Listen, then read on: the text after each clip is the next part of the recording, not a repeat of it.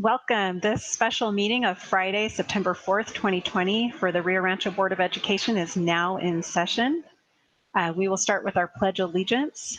Everyone please mute your microphones and stand. Vice President Morgan will lead us in the pledge.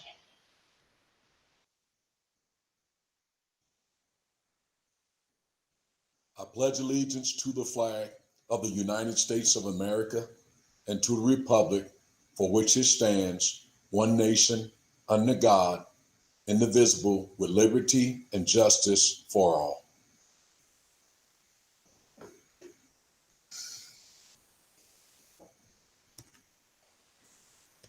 Thank you, Vice President Morgan, for leading us in that. We'd like to welcome everyone out to our special meeting. And Jane, will you please take roll call for us? I will. Madam President Galbraith. Present. Vice President Morgan. Present.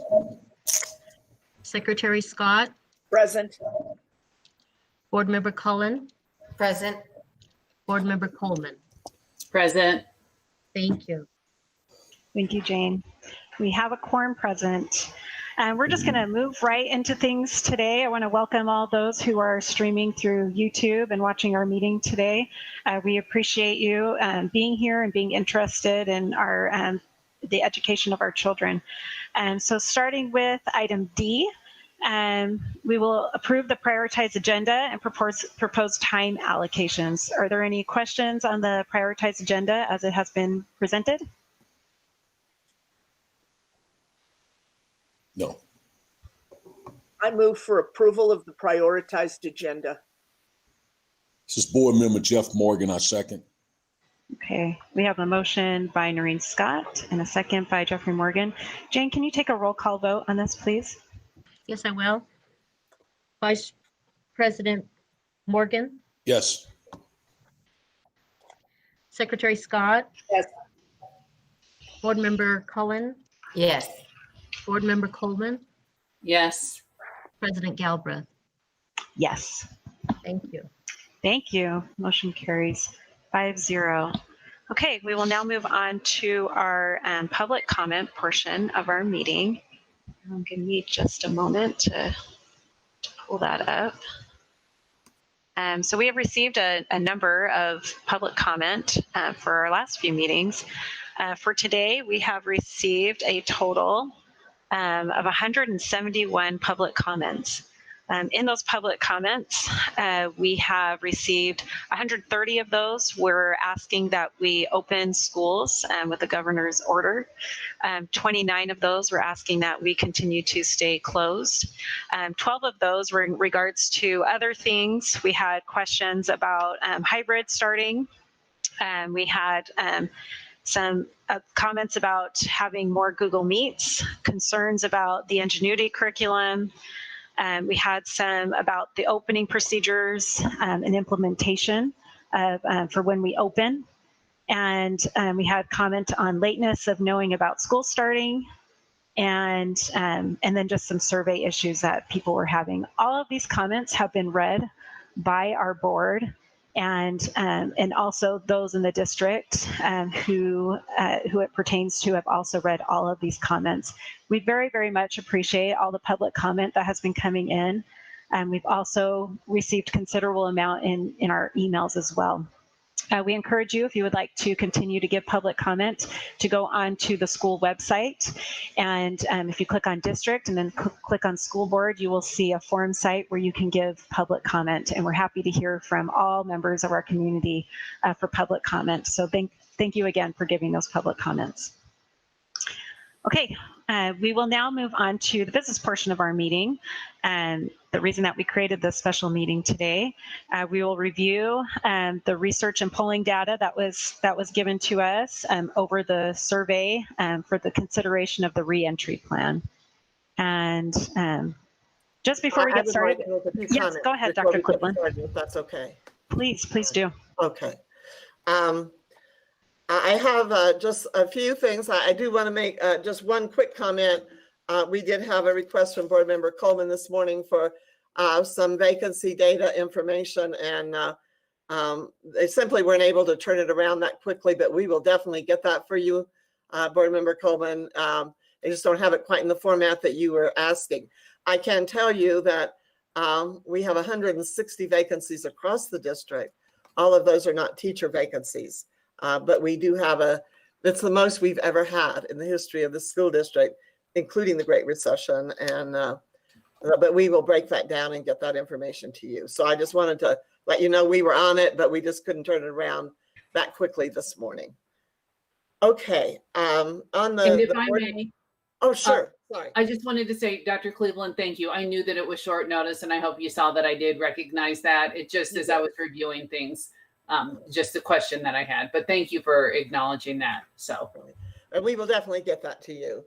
But I do want the whole board to know that vacancies are a problem, and that we don't have a lot of folks waiting in the wings in any of the in any of our employment areas.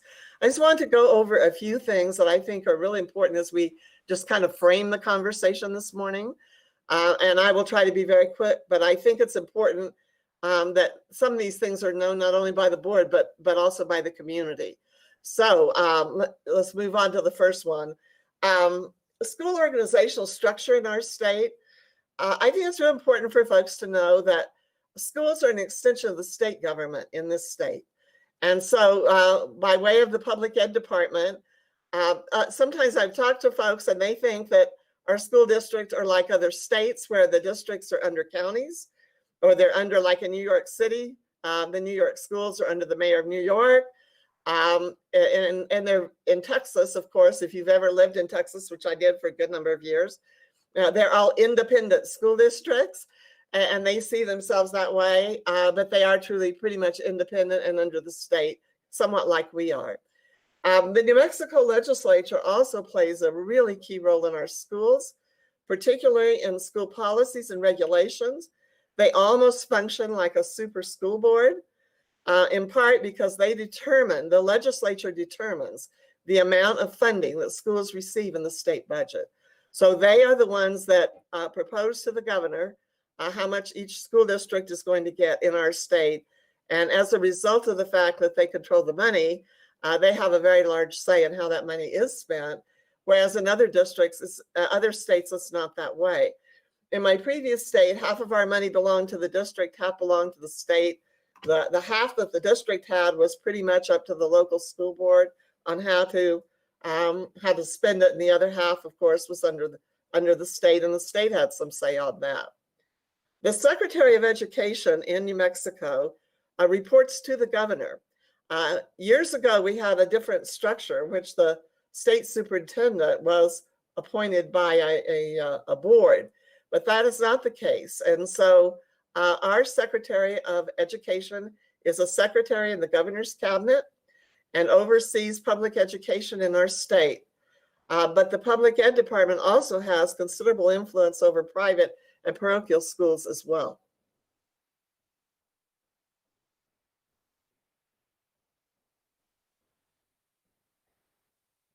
School districts report to the public ed department for all aspects of school operations, but especially financial ones. We have to send all of our financial data to them, and they review it. Our funding in this state is equalized and centralized. And that goes back to the 1970s. And I just want you for folks to know that back in the early 1970s, up until that time, each school district raised their own revenue. And what was happening was that the oil and gas districts, some in the Four Corners and some in the southern part of the state, had most of the revenue for the state. And so in the 70s, New Mexico made a decision to centralize all that funding in Santa Fe and distribute the state's wealth across the state. Years ago, when particularly when Intel was much larger even than it is now, I would hear people say, and including folks there, every child in New Mexico benefits from Intel Corporation, and that's true. Because the revenue that went to the state was distributed through a state formula. And so every child had a stake in Intel being here. Every child has a stake in New Mexico in terms of oil and gas. So our funding goes to Santa Fe, and it comes back through a formula, and you hear that mentioned a lot, the State Equalization Guarantee, the SEG. It is important, I think, for the community to know that 97% of all of our operational funding comes directly from the public ed department.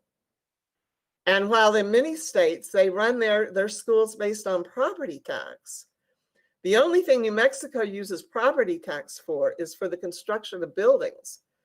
Our operational dollars are not coming through property tax. They are coming through other things such as oil and gas, such as other tax receipts, certainly state income tax. So all taxpayers have a say in our schools, but it's a little different structure than it is in other places. And people have asked about their local property tax. Well, that's for the construction and repair of school buildings, but that is not what runs our operational dollars at all in New Mexico.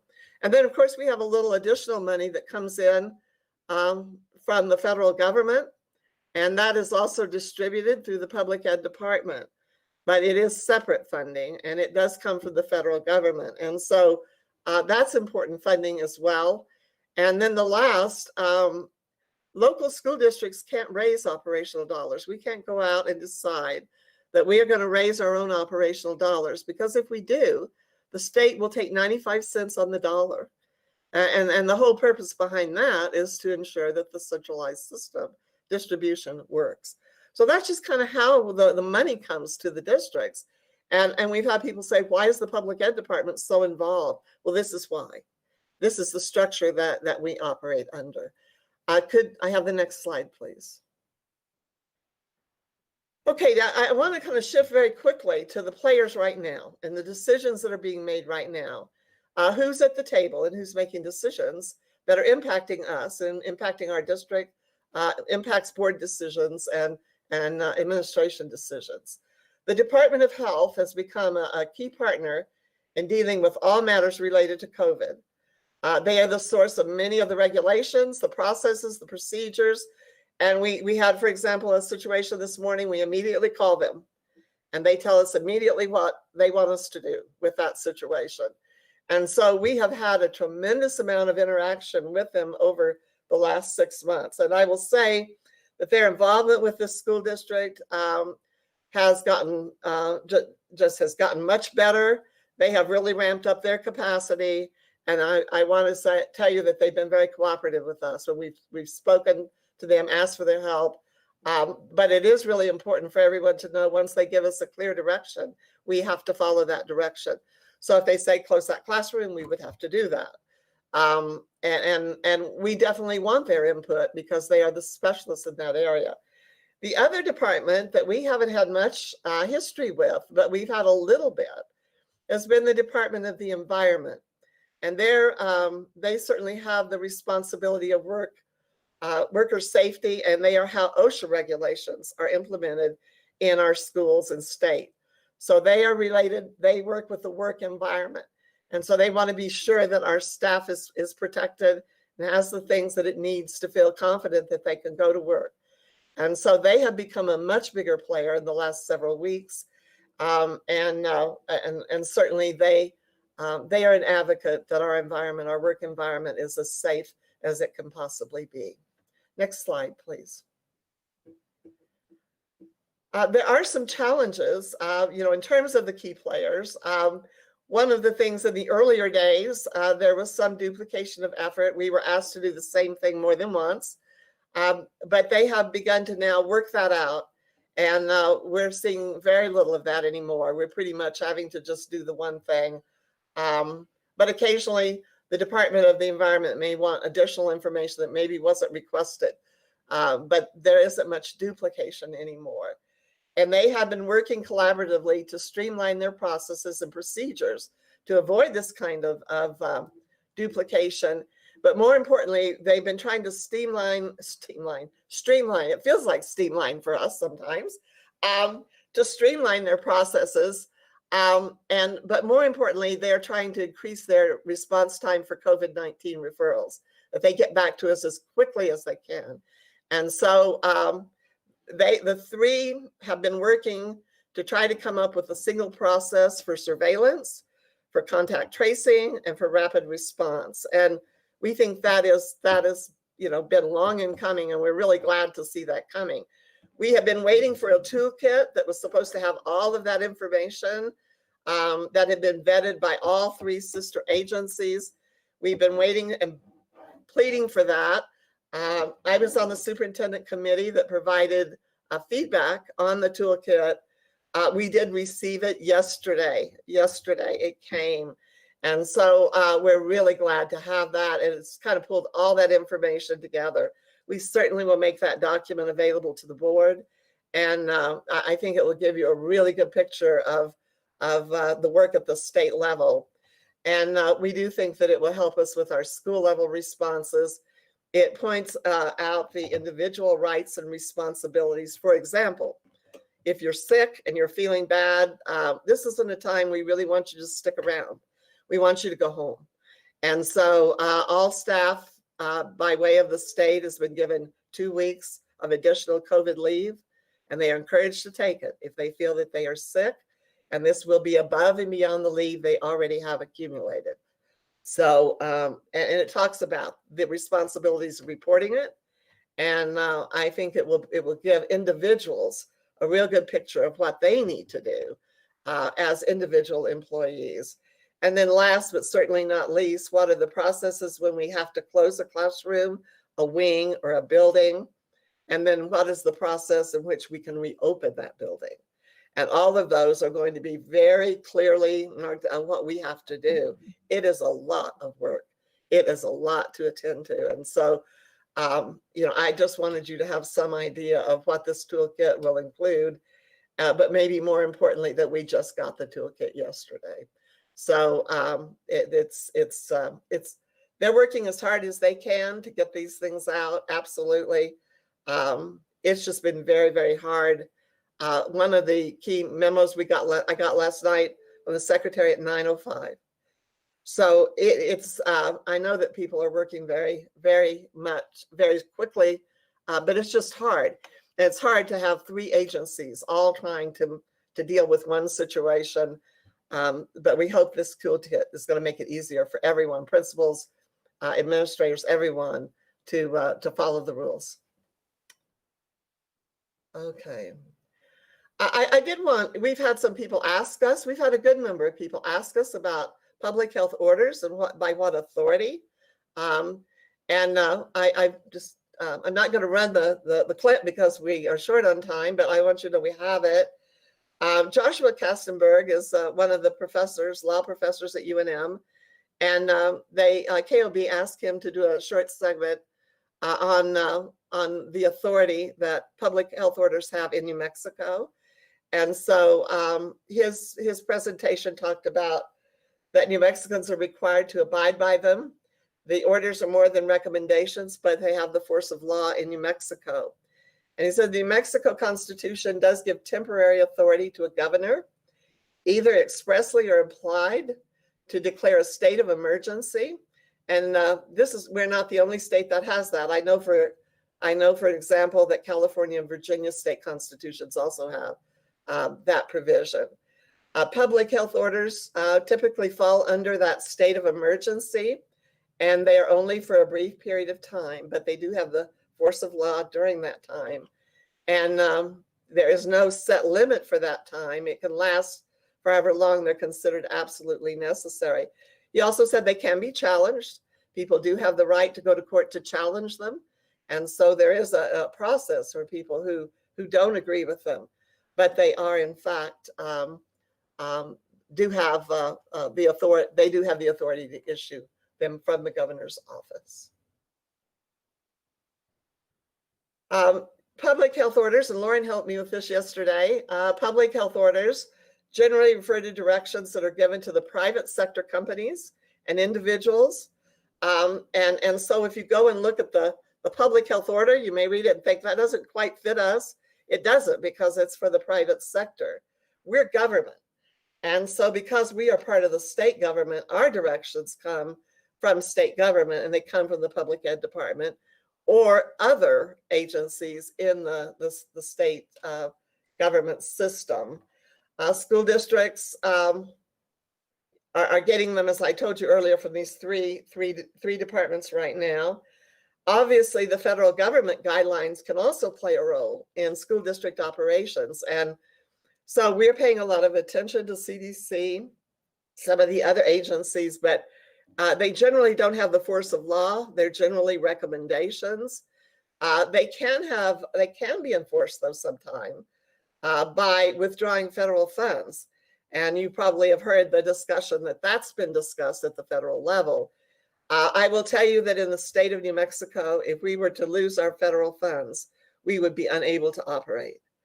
It's how we pay for most of our special education. It's how we pay for food services. That's how there's Title I, all of the titles, for New Mexico, that would be a devastating situation. It would be in all states, but particularly in ours. Not only in education, but in other areas, we are very dependent upon the federal government in our state. Okay, next slide, please. We have had a lot of questions, and I'm sure you have had some as well, about why were elementary schools chosen to go first. And he spent quite a bit of time talking about that yesterday. He had two meetings. One was superintendents, and then he did a public press conference yesterday afternoon at 3:00. But this is why, this is their rationale, and people may agree with it or not agree with it, but this was their thinking. The focus should be on the elementary students. It will be, he said it will be several weeks before the transition for secondary schools. And we were given in the directive we received last night that we are absolutely not to in any way suggest what that timeline will be, because we don't know what it's going to be, and anything we put out would be purely conjecture on our part. And so we have been asked not to say when that would be. Elementary schools were coming first because of the urgency of the need of young children to master the basic skills, but particularly of the need to learn to read. Students are less able at that age to attend to a remote learning curriculum and environment. And I know you've heard that from a lot of parents, that their children are having a hard time with that. And students are less likely as a group to socialize with others. And that's not to say young children don't, but of course they do. But parents control that. And when you get to middle school and high school, that control is not as easily done by families. And children tend to hang out together. They tend to do more group activities together. And there would be less control. And then the whole issue of daycare is more challenging at middle school. Some children can stay home alone. High school, almost all students stay home alone. And so for the younger children. So that's the reasons he gave yesterday as to why they were going first with elementary children. And some people agree with that and some do not. I said there's no plan right now. I want to emphasize that on bringing secondary students back, middle school and high school, immediately. And it may be several weeks before that occurs. And, we are not to even suggest to the board or to the community what that timeline might look like. Next slide, please. The two important documents I mentioned, one was the Reentry Guidance we are following, and those are available on the PED website. The one that we just got yesterday, as you can see, September 3rd, we got it late yesterday at 9:00 p.m., is the toolkit. And that has all the flow charts, responses, and those are pretty important documents. But if you want to see them, you can see them. They are on the Public Ed website. Next slide, please. As I said, we got it last evening, some considerable new information, and we also received some new information in both of the meetings yesterday.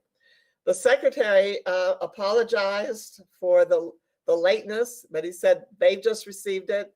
Some of this is coming from national studies, research that they're finding, they're trying to incorporate it, but it came late yesterday. So we're really struggling now to figure how we're going to do some of these things and turning around overnight. The only group that has been excluded from this, and I sure wanted to share that with you, are the micro districts. And I believe micro districts are districts, school districts with 100 children or less. So we're way off of that. None of that applies. But if you do hear so-and-so has gone back all their grade levels, it's because they're a micro district and they're so small that they did not feel all of these other things apply to them at all. And the current limits for the rest of us is if we're in the green, will be limited to 50% at any time. We are not to go over in any building more than 50% at any given time, and that includes individual classrooms. So one of the issues that's come up, I'll share with you a moment, is problematic related to this. And I'll come back and touch on that in just a second. And again, only green districts are allowed to return. And so right now, for example, Doña Ana County, where Las Cruces is, cannot return. McKinley County, where Gallup is, cannot return. And so you have to be in the green. And the green will be determined every 2 weeks. The data will be looked at every 2 weeks and then reassessed. And so the plea is for the communities to do everything they can to stay in the green so that we're able to keep schools open. And but you cannot open your schools if you are not there. And the other thing you have to reopen is an approved plan and a reentry plan. And as I shared with you, I think in the last report, that we did have our plan approved and our plan was being used as an exemplar for other school districts. So I just want to give kudos to all the people who worked on that because they said it was an outstanding, a very good plan. Okay, on the next, this is just the current map of who's green and who's not. And I'm thinking back about maybe the Muppets, it's not easy to be green kind of thing. It's not easy to be green, but better to be green than to be orange or yellow or red. And you haven't heard about orange, but orange is, there are the two requirements that you have to have. If you don't meet one of them, you're yellow, and if you don't meet the other, you're orange, but there's no difference in how you behave in those districts. It's just which of the two gating criteria you were deficient in. Next slide, please. So I just want to share with you some new challenges that have come up as of yesterday, and then some just additional challenges. And I should have put masks up in the top, but I didn't. So that's my fault. We found out yesterday that if we plan to serve in the cafeterias, that we are going to have a barrier between classes. So we have to have some sort of a barrier that separates class 1 from class 2, class 3, you know. And so we're thinking, what does that look like? And we're thinking it could be some kind of plexiglass or some kind of, maybe even something wood, I don't know. That doesn't sound really good. PVC, I don't know. We have come up with something, but they want the cohorts kept separate because they say that's the number one thing is keeping the cohorts separated from each other so that if we do have an illness, that only that one cohort is going to be impacted by it. And cafeterias, you have more than one class in there. So Mike's already on that. Mike Baker, and tried to figure out how we could do that. But that's going to take a little bit of thought and time and money to get that in place. And the and the other thing that they're saying at PED is that they really would prefer we leave the children in the classroom and feed them there. Let me tell you why I'm not real fond of that idea, and I don't think any of our other folks are. Number one, we don't have the staff to hand deliver meals across the schools the size of our elementaries. We just don't have the cafeteria staff that can do that. Mark Willis is very concerned about that we would only be able to do sack lunches because keeping the food hot as you serve it across the school as large as our elementary schools, he's worried about the safety of that. So what we would be forced to do is do sack lunches, which we could do, But you know, you are all very much aware of the fact that that hot lunch is the only hot lunch for some of the children in the school district. And I will tell you, the bag sandwich, turkey sandwich, gets pretty old pretty fast. So we really were hoping to serve different meals and give kids that variety, but we do not have the staff to hand deliver trays out to every classroom, and we're worried about that. The other that Mike Baker brought up is why he's really opposed to doing it is the mice problem we have out here. And we have, you know, if we even leave food in our desks, we end up with little visitors. And some of them are actually kind of cute, but they really are, but they are not very healthy. And so the fear of having rodents in our building, and if we end up eating in the classrooms, I tell you, we're going to have them all throughout our schools, and we'll do everything preventative we can. But we are going to have some challenges there. And so we really don't want to do that. We want to serve the kids in the cafeteria. But if we're going to do that, we're going to have to erect some barriers, and we can do it. But that was a complete surprise, and we didn't know that. The other one that has come back, and I'm not going to get into the survey, Kim's going to do the survey, but we did see back on our results from parents that many who had marked hybrid before are now no longer feeling they can bring their children back. That is going to be a huge situation. And that means we're going to have to restructure classes and find virtual teachers and shift if we do that. If we respond to that, and I think we should try to respond to that, but that's going to mean we're going to have to create new hybrid, full-time hybrid classes and then assign teachers to those classes. And that's not an overnight job. So that's a little bit of a challenge. And then you, I believe, as school board members, received the same email that I did. There are new assurances that are coming out today that have to be signed today if we want to open on Tuesday. I haven't seen them yet, and Lauren hasn't reviewed them yet. And I believe what I'm going to be signing away is my life from what I'm hearing. So I think that we all need to see those documents and look at them. And I'm really very leery of getting something today and not having our legal counsel review it before I put my name on it. And again, I'm going to do a presentation for the board at the next meeting, but I did for all the administrative staff.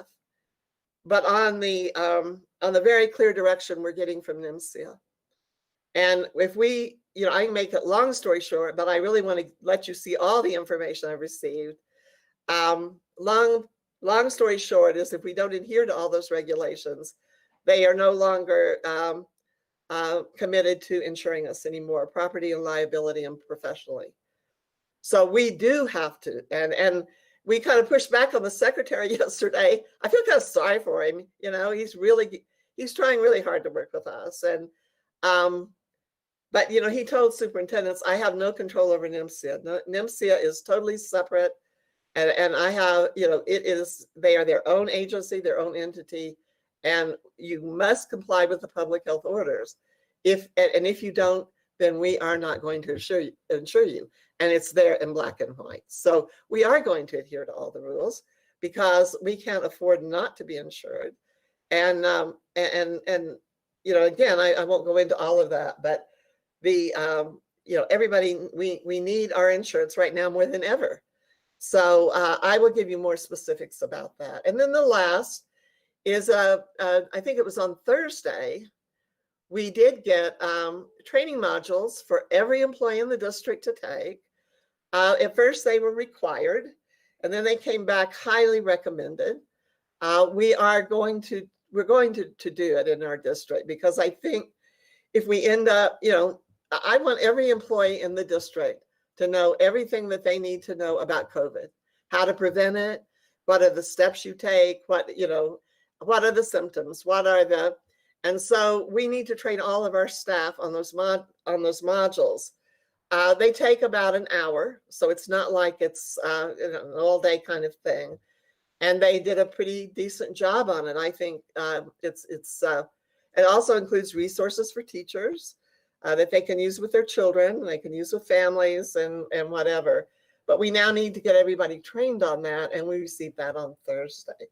And then the other couple of things I really want to mention, I don't know if some of you want to comment on that as well, but we still have some challenges at the sites, things that are not done yet. And so we have, I do want you to know, Mike Baker, and I sure want you to be aware of that, said that, you know, they could bring everybody in and work all weekend to try to get some of these things resolved nonstop. And many of them they could get resolved. But I do think that looking at the other things above this, that's probably not the best thing to do at this point. But I certainly want the board to weigh in on that. The other thing that we just heard and just learned is that we have to have 2 masks for everyone, including students, available in the school before we open. And we have a large number of them, but we've still got a lot of deliveries in order to have 2 in every building for everyone. The one area that we are short, and we're hoping that we're going to get very quickly, are the masks for the very youngest small pre-K children and for kindergarten and first grade, the very small children masks. And so, you know, we're waiting to see even today whether some of those come in. And but we have to have all those masks in place before we open. We're in really very good shape for that. But there are a few areas where we are not. And hopefully we're going to get those resolved. But these are things that came in yesterday. One of it did not impact us, but certainly impacted many of our other districts. Some of the smaller districts who have a lot of excess facilities thought that they would be able to bring all their children back as long as they did the 6 feet apart social distancing. And so they were planning to bring all their children back. We have a lot of districts in New Mexico with declining enrollment. And so they have a lot of space, which of course we've never had. But they were told yesterday, no, 50% is the cap in terms of your enrollment. And so now they're going to have to go back and refigure their whole schedules. Their communities were thinking that all their children were coming back. And again, you know, these changes came at the last minute, but we understand that's the situation that we're in. We're getting a lot of opportunity for agility and flexibility and to demonstrate it, but it is frustrating occasionally. All right, and the next slide. I want to just say a couple of words for research and polling, and then I will turn it over to Kim to go over the survey with you. And you know, we certainly secured their services to develop a survey to provide the board with accurate and timely data regarding the staff and community. And we very honestly, we're wanting to avoid some controversies that others have experienced. You know, there have been charges that the data was not independent, that the questions were leading, or that the whole process was stacked. I don't know. But we just wanted to avoid all that and to make sure the information that you were getting was independently gathered and interpreted. And so that is the case. And I know all of you are very much aware Research and Polling is the most respected polling organization in our state. We've used them in the past for redistricting, when we redistricted board districts, and they are used by many entities. So they do excellent work. I want to thank them too, because this is the part of their polling season. They really didn't have time to do this. They are doing all of the other work, and yet they have worked with us in the past. And I find sometimes if they're kind of interested and intrigued by what the survey is determining, maybe they try even harder to be able to deliver the services. But they did, and I just really want to thank them, because we knew it was not convenient for them to do it. And their first response was no. And then they came back and said, well, maybe. And then came back and you know, we worked out an agreement. So the one thing I do want you to know, because I've had a couple of people ask me why the surveys didn't come out to everybody at the same time.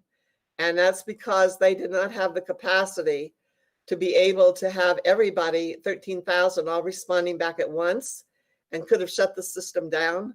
And so they definitely didn't want the system to be shut down. That would endanger the quality of the data you would be getting.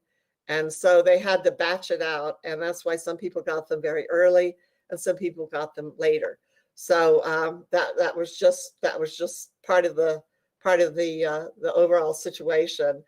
And so I thought Beth was going to do the survey, but it's going to be Kim. And I do, my last comment is Kim has done a tremendous amount of work on this. She took this on. This was her baby, and she did a great job with it. And we got the data back, and she even put it in another format so it would be even easier for you all to read, but provided you both so you could see both. And so I do really want to thank Kim for her hard work on this, because it was one of those things we needed in 5 minutes that was not a 5-minute job. And so thanks, Kim, and I'm going to turn it over to you. Hello, can everybody hear me? Okay, that's good. I see nods. I'll go ahead and put my slideshow up if I can be cleared to present. Let's see if it'll let me do it. Let's see, share. Here we go. Okay, so are you seeing the slideshow on your screens? Okay, I see more nods. This is good. All right. I will try to make this as quick as I can because I know that time is kind of the essence. And Dr. Cleveland has already presented some of this. First of all, thank you, President Galbraith, members of the board, and Dr. Cleveland, and welcome to my colleagues and parents and community members who may be listening in. The objective was very simple, and we discussed that. You know, Dr. Cleveland mentioned that we thought it was important to have an independently conducted survey as we make the decision about whether or not to move on into the hybrid model for some of our students. Research and Polling conducted the survey, and Dr. Cleveland already mentioned all of this, but I do want to extend my thanks to Brian Sanderhoff and Brittany and Laura and Julianne, everybody at Research and Polling, because they really worked very hard on this to make it happen during a very busy time of year. We conducted the survey via email to reach as many recipients as possible. We provided Research and Polling with 6 questions. 3 of them were basically to get the demographic data we needed to disaggregate the survey, and then 3 were the actual questions. And depending on whether a person was responding to the survey as a parent or a staff member, that affected the questions that they saw, because if they were a parent, they would see only those portions of the survey that applied to parents. If they were a staff member, they would see only those applying to staff members. And if they were both, which some of our parents are members of our staff, they would see both on the survey. We sent 1 survey per student household. And the reason we did that is because there are so many variations in student households. Some people have 1 student in our schools, some might have 3 or 4. So this was the best way we could figure out to make it a fair and representative sample. We provided an email list to Research, which included nearly 20,000 names and addresses, and Research and Polling then went in and deduped that list to narrow it down to provide that. Dr. Cleveland referred to a couple of the issues. One of them had to do with sending it, the fact that we batched out the survey, or Research and Polling batched out the survey to make sure things wouldn't crash. We had an interesting one very early on where we found out that our firewalls in the district were intercepting some emails that were staff and had an RRPS domain because they thought it was spam. And so we got that corrected quite quickly on Tuesday afternoon. And at least we know our firewalls work, which is not all bad. And then we have a number of individual comments and questions and concerns, people with issues about not receiving the survey. I responded personally to 93 of those. I was kind of the clearinghouse in the district. Anytime you send an email, it has to go through kind of an electronic chain. It leaves the sender, it goes through their firewalls and everything. It comes back into. Are the slides not advancing? I got some hint that the slides were not advancing. But I think it's not advancing, Kim. We're just seeing the first one. Oh dear. Okay. Is it advancing on your screen? It is. So I'm trying to. Okay. Maybe go into present mode and see if that helps. If you go present mode. Okay. I think if you go to slideshow, to the tab where it says slideshow. Okay. It says in slideshow. Oh, so we're not seeing the slideshow. So it might be the way that you shared it, that you chose to share. Maybe go out of sharing for a second. You may have chose to share just the screen. So what we're seeing is just the screen. Hang on just a second. Let's try this again. My apologies, folks. Let's see. I just ended sharing, I think. Are you seeing it advance now? No, so right now you're not in sharing mode. So try it one more time. Okay. In slideshow. Okay, let's see. Okay, let's give this one more try. Okay. Present now. And it says present entire. Okay. It says present a window. So maybe put your screen instead of the window. And if you do your screen, make sure there's nothing embarrassing up, but make sure if you do the screen, it will, when you go into that slideshow presentation, it will still show us the slideshow. Are you now seeing, you're now seeing this screen, and let's see, let's put it into slideshow mode. Is it advancing now? It is not advancing. You can go through it too, just like this if you want, and because we can see the big slide. So if you go out of presentation mode, and we can still just see each slide as you go through it, even though it has the slides on the side. Out of presentation mode. I've done this before and it worked. In slideshow. Okay. You might send it to Jane and let her put it up, and then you speak. Yeah, Jane has it. Okay, Jane, if you want to put it up. I will. Thank you. And I'll tell you where to advance to. Sorry about this, folks, because I know we're in a hurry. I think we're all used to these technology issues as we're all just battling through together, Kim. Yeah, and we're now getting we're not to the stuff with numbers yet. So so Jane, if you can put that up. Kim, I was just impressed with how you were talking to the slides, and we were like, man, she's remembering all of this. That's pretty good. That's you are most kind, sir. Okay, I think we see it. If you can advance, Jane, to the slide that says issues, which I think is number 6. Okay, there we are. All right, so you should be seeing the right thing now, right? Okay. Like I said, our firewalls trapped. We had a little issue with that, and then we had some issues with individual emails. But as I was saying, there's an electronic chain that kind of goes through, and on the recipient's end too, there are safeguards, both with the software that's on their computer, like Outlook or Gmail, and also with their client, like Hotmail or Yahoo, that can trap informations.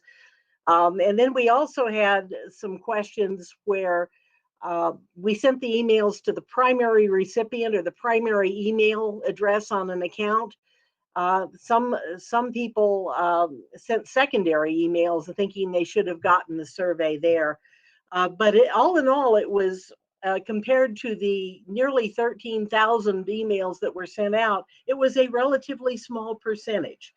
So if you can go to the next slide, Jane. I want to talk a little bit about response rates and kind of give you an idea of what they were. But the bottom line is they were quite high. They sent out nearly 13,000. We got 7,211 responses covering all of the various categories. So the overall response rate was over 55%. But then if you start trying to go through and say, okay, so how many of those were elementary? How many of those were middle? How many of those were high, et cetera? It starts getting a little bit more complicated because you might have one respondent responding in several categories.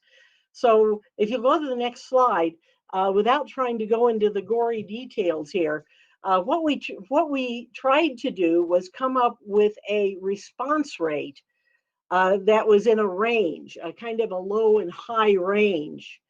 Like I said, I won't go all the way through it right now, but if you want to go to the next slide, Jane, there's a table which kind of gives you an adjustment we made in terms of calculating the number of responses against enrollment at a grade level. And you can see for each grade level down there, there's a range. It's somewhere between about 50% and between 70 to 80%, depending on the number of, it has some variation in it. And I know it's a little complicated to get into there, but the bottom line is it's a really good response rate. I just got an email from Mr. Vanderhoff, and I'll read it, a portion of it to you. Kim, see if you can bring it close to your microphone, that you're going to read. Okay. I said, remember the big picture. You had a great response rate. It's not unusual for a response rate to be 10 to 25%. So over 50% is really good, and approaching 70 to 80 is just incredible. So we do think we have a very good representative sample of the community opinion. And now with that, we're going to go on to the numbers. If you can put the first screen up. This is pre-K and elementary parents, and this may be the most important number that you might want to look at in terms of the decisions that you may have to make today. This looks at the parents who elected hybrid, the parents that elected virtual only, and then parents who may have students in both. Maybe they want their elementary student to be hybrid and their high school student to be virtual, for example. So we provided an option for that. And as has been the case in the past, the opinions are very strong among those families that chose one option or the other. The parents that elected hybrid, 80% of them want to go back and want us to move to that option. Among the parents that elected virtual only, an even stronger percentage want to continue to have their students on that option. And then among those that have differing options, it's probably no surprise it's about 50-50. Next slide, please. We also asked a second question. There were two questions, and you can see them on your screen. One was kind of geared towards the situation we're in now, where they're talking about going back on a hybrid option with very strict COVID safe practices.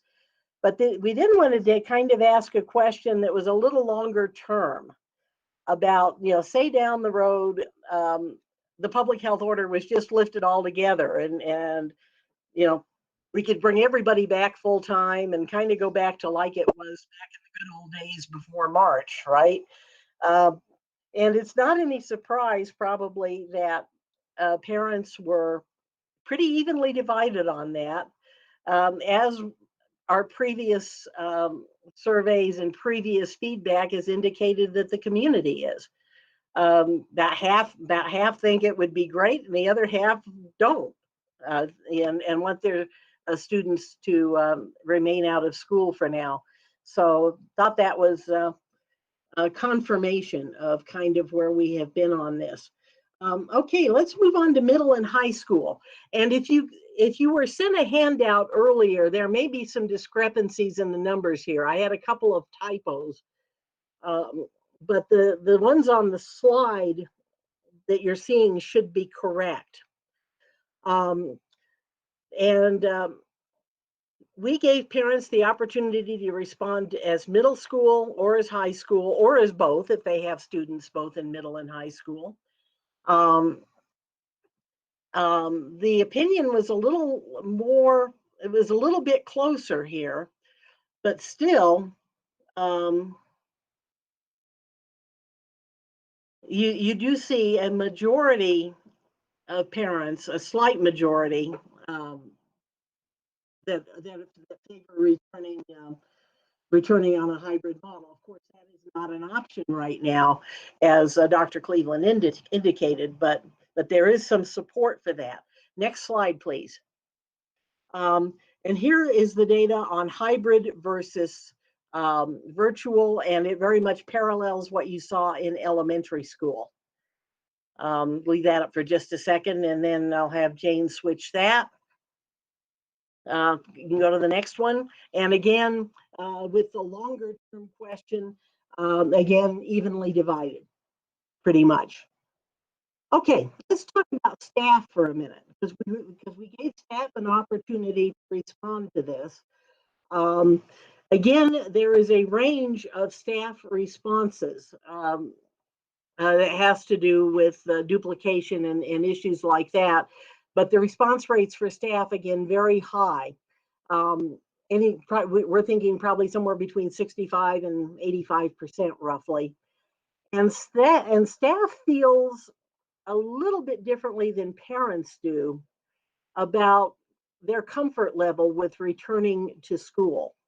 We actually divided the question by work site, and it's, pretty much, elementary is almost half and half.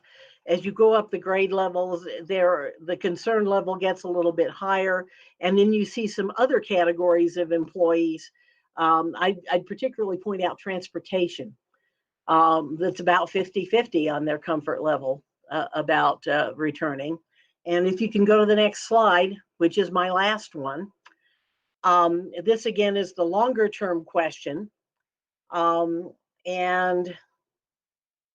the staff, again, it's about 2/3 that still have some pretty serious concerns, and about 1/3 that say they would be comfortable coming back. So that's it. And if you have any questions, I'll try to address them. But now you guys have a decision to make, and I'm glad it's you and not me. So thank you very much, and I'll stand for questions. Okay, thank you, Kim, so much for that, for showing those results, and also Dr. Cleveland for giving us some understanding of where the state is and understanding how it all works. Before we go into questions, Dr. Cleveland, would you like to address us one more time before we go into questions? Or I really don't have much more information. One thing I think is important for the board to know that as we look at this issue, certainly we have asked our elementary principals how they feel at this particular point. And so if you want some information regarding that, Janice Chenault could certainly respond to that. So I just want you to know that information is out there as well if you have any questions related to that. But we certainly will try to answer any question that you do have. It is a very difficult situation that we're in for everybody. And so we understand we understand it from all of these perspectives. It's just a really hard time that we're living in right now. But I think we will open it up and let the board ask questions and try to respond to your questions and listen to your comments and concerns. Okay, thank you, Dr. Cleveland. We'll go ahead and start today with board member Catherine Cullen and let her ask some questions and give comment.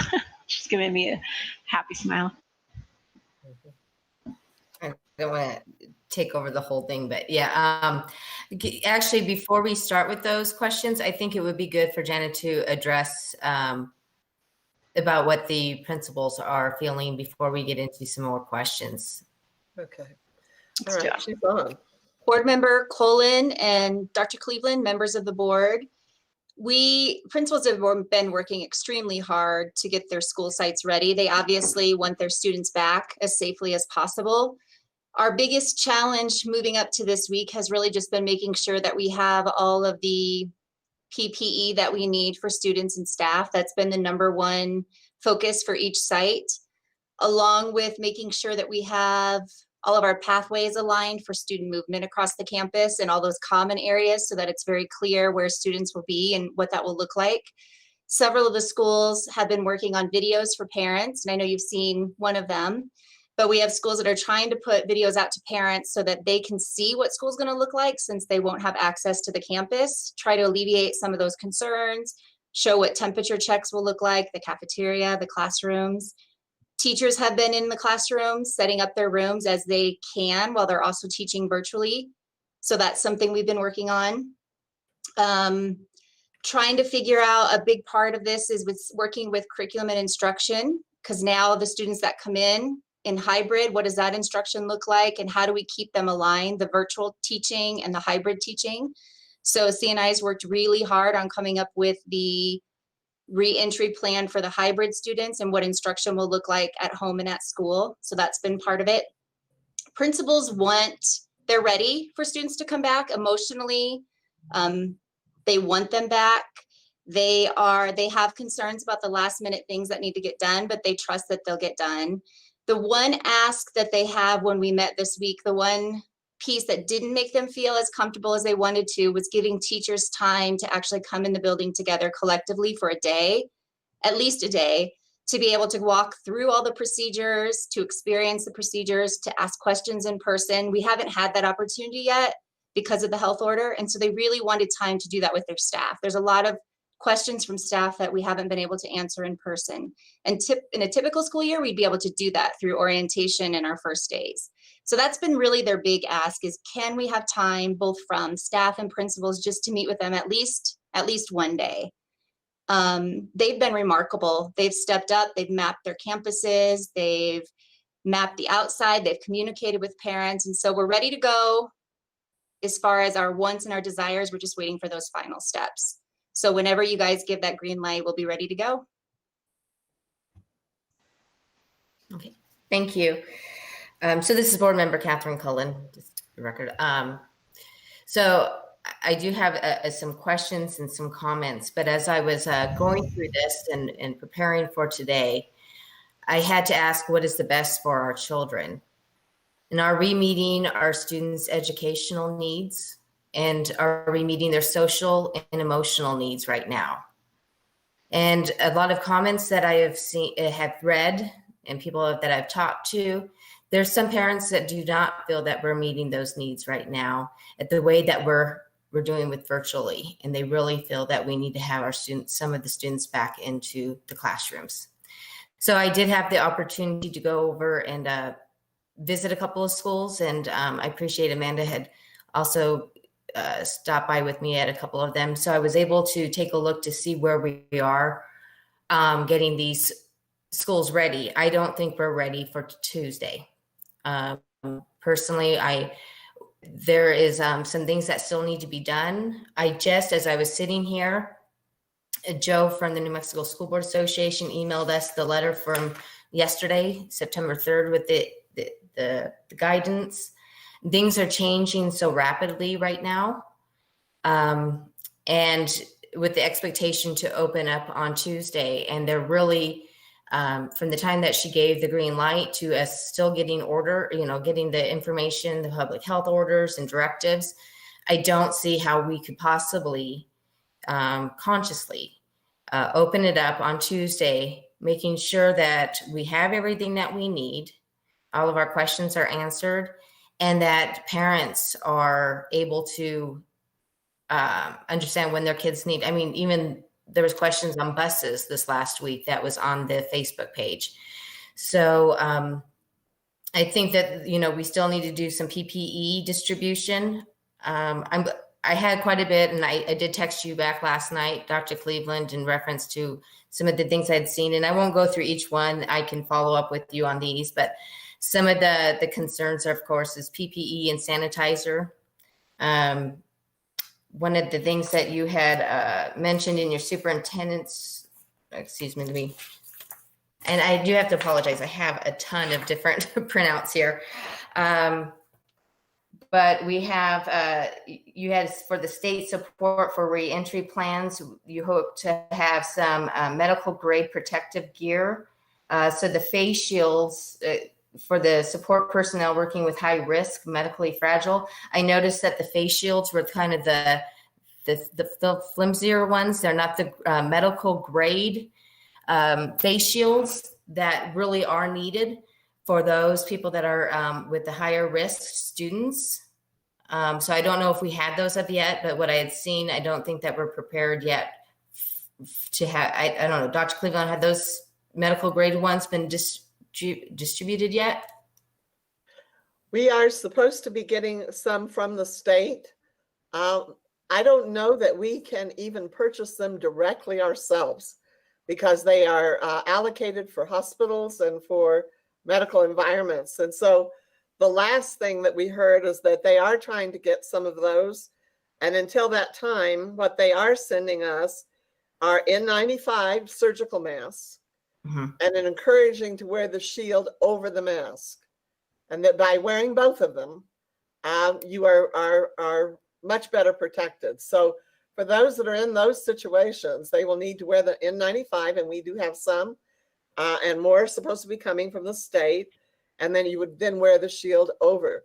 One of the things we didn't know about shields and had never been put out is the direction that those very flimsy ones we assumed could be reused, cleaned at night, whatever.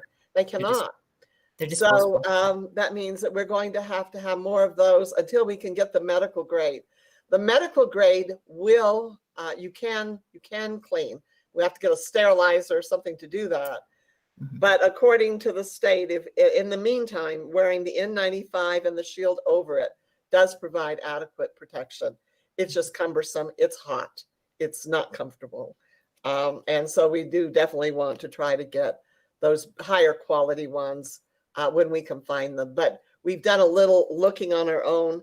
And honestly, I don't think we're going to be able to get them on our own. I think we will either have to get them through the county or through the public ed department, because they would have access to being able to get medical equipment. And as we all know, there's a shortage of those kinds of things. And so they're not just letting everybody go out and buy whatever they want, especially if there are those that are allocated for a different kind of environment. So we're continuing to work on that. But the state tells us that we are safe as long as they wear both. But we need, for their comfort, to try to get the better grade. So we're going to work on that. Okay. So will a team go through all the schools before we open them to make sure that we have met all that needs to be done?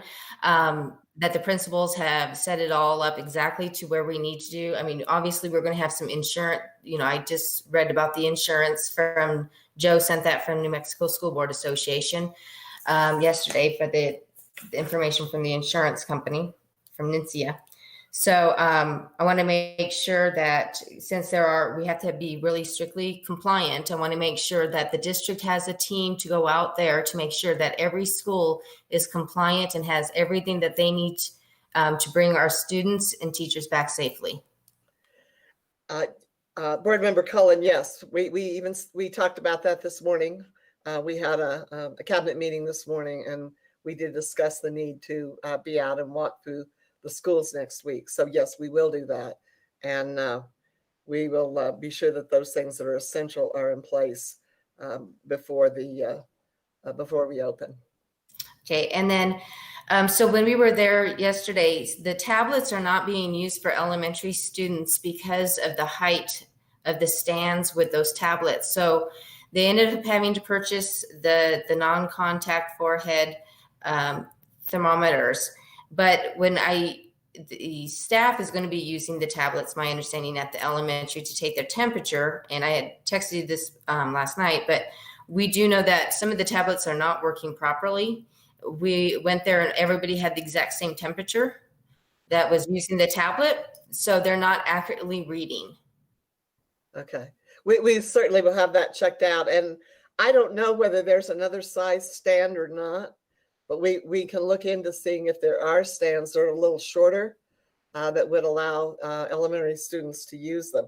If it turns out they can't, then obviously we'll turn that back to the committee. But one of the things that we might do is then use them at the secondary building at more locations to be able to speed the entry level. So regardless, they will not be not used. And but there may be an ability to get a shorter stand, but I can't tell you that right now. It's something we've got to look into. It's one of the things I think that when the board had voted on it, we didn't realize that elementary are not going to be able to use it with them as if they are.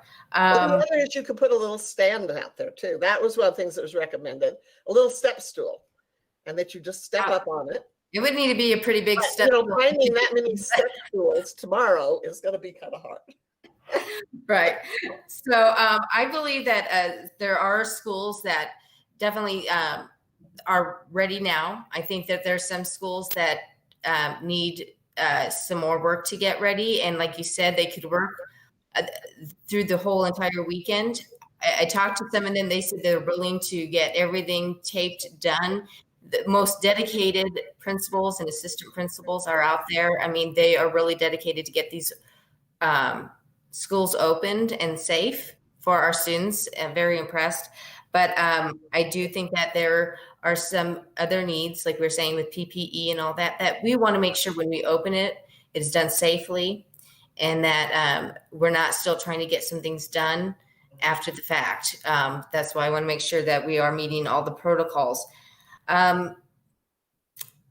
So one of my questions after my comments was, those that chose hybrid, are they still uncomfortable to send them to school?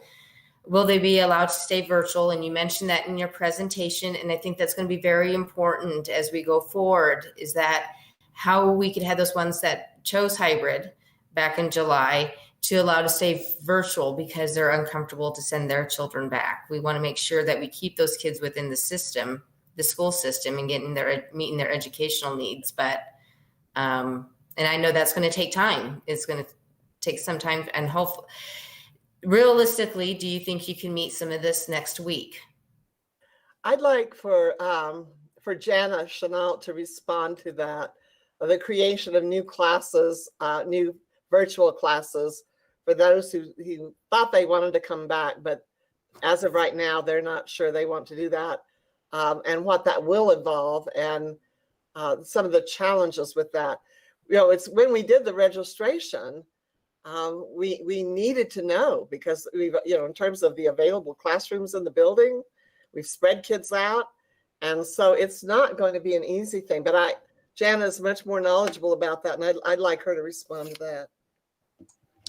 Thank you for that question, Board Member Colin, President Galbraith, and Dr. Cleveland, members of the board. We have talked about this since school has started. We've had wait lists at each site. So each site has a wait list for hybrid and for virtual. We do have an assistant principal now that's overseeing the virtual teachers and students, because we have about 160 in the district. So she gets lists from the school sites where parents say they want to go from hybrid to virtual, and she's finding classrooms for them to fit. Depending on how many parents request that will determine how much time that takes for us. If it's 5 per grade level, that won't take us as long because we can spread them out. They may not be with a teacher from their school site though. So parents need to know that they may be switching to another teacher from another school that has students from multiple sites. but we can find one. The challenge is going to be if we have a large number of students that want to go into virtual, because our virtual classes are higher than our hybrid classes because of the state's requirement. So we can't keep adding to the virtual classes without moving teachers. So then the impact could be that we have to take a hybrid teacher, make that teacher virtual, move those hybrid kids to different classes to then build a virtual class. So it really just depends on, right now we've been doing a pretty good job, and I think we've been able to honor parents' needs at this point. Now it will depend when we decide to open what that looks like and how many parents want to stay back. They may have to be with, if they don't want to come into the building and we go into hybrid, they may have to join a class for a temporary period of time and then get moved when we find a new teacher. So we'll just need parents to understand that it's not that we necessarily have empty spots all over if we get a large number. It really just depends on how many. We've also had requests from parents to move into hybrid from virtual. So it may balance itself out when we open that enough students will want to go hybrid and we can kind of flip. So we're willing to do that. It's really just a numbers situation, and we'll do it as quickly as we can, but we certainly understand, and principals have been trying really hard to make that happen. The same may be true of hybrid though. We may have openings at some schools that are not students' home schools, and that becomes a transportation concern. We'll try really hard, but if that happens, we may have to have conversations with parents. For instance, a student that would typically go to Maggie, we might have to offer MLK or a school that's close if they have an opening. But we have all those numbers, we have our wait lists, so we're able to do that. We've been keeping up with all of that. Okay. So I know we've received a number of comments, some concerns about the online learning. Some of the middle school students that chose hybrid, the parents said they didn't realize they were going to be using Edgenuity versus Google Classrooms for the hybrid version for middle schoolers. Some of the comments that we've received is online students are not getting enough face-to-face online instruction, particularly in math. Some parents have said that they only receiving 20 to 30 minutes once a week of actual face-to-face virtual learning in front of the teacher. And that really has some of them concerned about the instructional time virtually. I know that I have friends that are teachers. I know they're doing an outstanding job, working 11 to 12 hours a day, sometimes more, to get these things done. But that was a concern that we've had that we're seeing with virtual learning is the amount of instructional time that they're actually getting. And I know that we talked a little bit about that, Dr. Cleveland, and I think that you're looking at bumping up especially math next week. Is that correct? That's correct. And I, we have heard those concerns from several of the board members. And I've shared those with Mr. Leppelman and with Renee Salcedo. And we are going to increase the face-to-face time, trying to move more toward a college model. The college classes are like 2 times a week. But you make a really good point. They really struggled to this point to get it all together. And so hopefully people are becoming more comfortable with that. And we'll be looking at trying to improve the amount of direct instruction. I don't know if Mr. Leppelman or if Carl, if you or Renee want to make any comments on that as we transition in after, after folks have had this opportunity to become more comfortable with Google Classroom or with Edgenuity and the need for more direct instruction face-to-face learning. So Carl's on, so I'm going to turn it over to him. Yes, good morning, President Galbraith, members of the board. Member Cullen, we are working on that directly. That's a solution we must have. Every middle school has a schedule where we have a minimum of 2 Google Meets per week, and that we want to increase the amount of time for students that are not only falling behind, but students that want to move forward, because it's a program that is more self-paced. And we read from parents and those parents out there that when the student's struggling, what do we do? And so we definitely need to take that platform and provide that support. We've been working with the cyber teachers to do that. We have a meeting on Tuesday morning for that very thing. And so we need to make those adjustments, whether it's rotation or additional supports for students. Here's the crux of the problem at times. You've read the parents' concerns. If you're not on the program at home, so you pull them to work with them in a small group or you work with them in a class group, then they can't be on the program. So we know we've done it at cyber, so we know we can do this. It's a new program, it's new to those teachers, and we need to support the teachers and the parents. So it is hard for parents if they're working. They might have an elementary student at the same time, so they're trying to navigate that and be the coach, so to speak, for both elementary and a middle school student. That's very hard. So we're spending an entire meeting on Tuesday, just how do we adjust the schedule to make that happen? Okay, and I just wanted to clarify that too, is that I'm not only getting this feedback from, say, the ingenuity part, that was a separate concern. I'm sorry, and I should have probably split that up. But the high schoolers with their math as well is about 20 to 30 minutes online instruction once a week. I guess it's supposed to be longer than 20, 30 minutes, but they're saying that sometimes they're only on there for a very short time, then they're off one day a week. And math is very complicated, especially when you get up to high school. And so they're just feeling that they need more time. And that's why some people are feeling that this virtual is not working for them, because they are having difficulties with them, especially with AP classes. What we're seeing is the transition for 6th graders and 9th graders. 9th grade Algebra 1 is a gatekeeper. They must do well there. And so we are working at that level and Dr. Cleveland has made it very clear that we do need to add additional support beyond that one synchronous time at the high school level. So we're working on that also. The teachers are working very hard. We have a strong group of teachers and PLCs and content leaders. And the coordinators and CNR are working with them. In fact, I'm looking at an email right now that we're setting up a meeting this afternoon to talk about math. Patty Warmington from Cyber has been helping quite a bit. And we are clear that we need to make those adjustments. It's new, but we definitely, and we're seeing the same thing at elementary with parents who really want hybrid, want to be in school, and you saw the number, 78%. We're seeing that some of them just cannot manage that many Google Meets that much for a young student at home. And so first grader trying to manage that, that's why coming to school and being in school would be helpful. And that's why you see those numbers in the survey.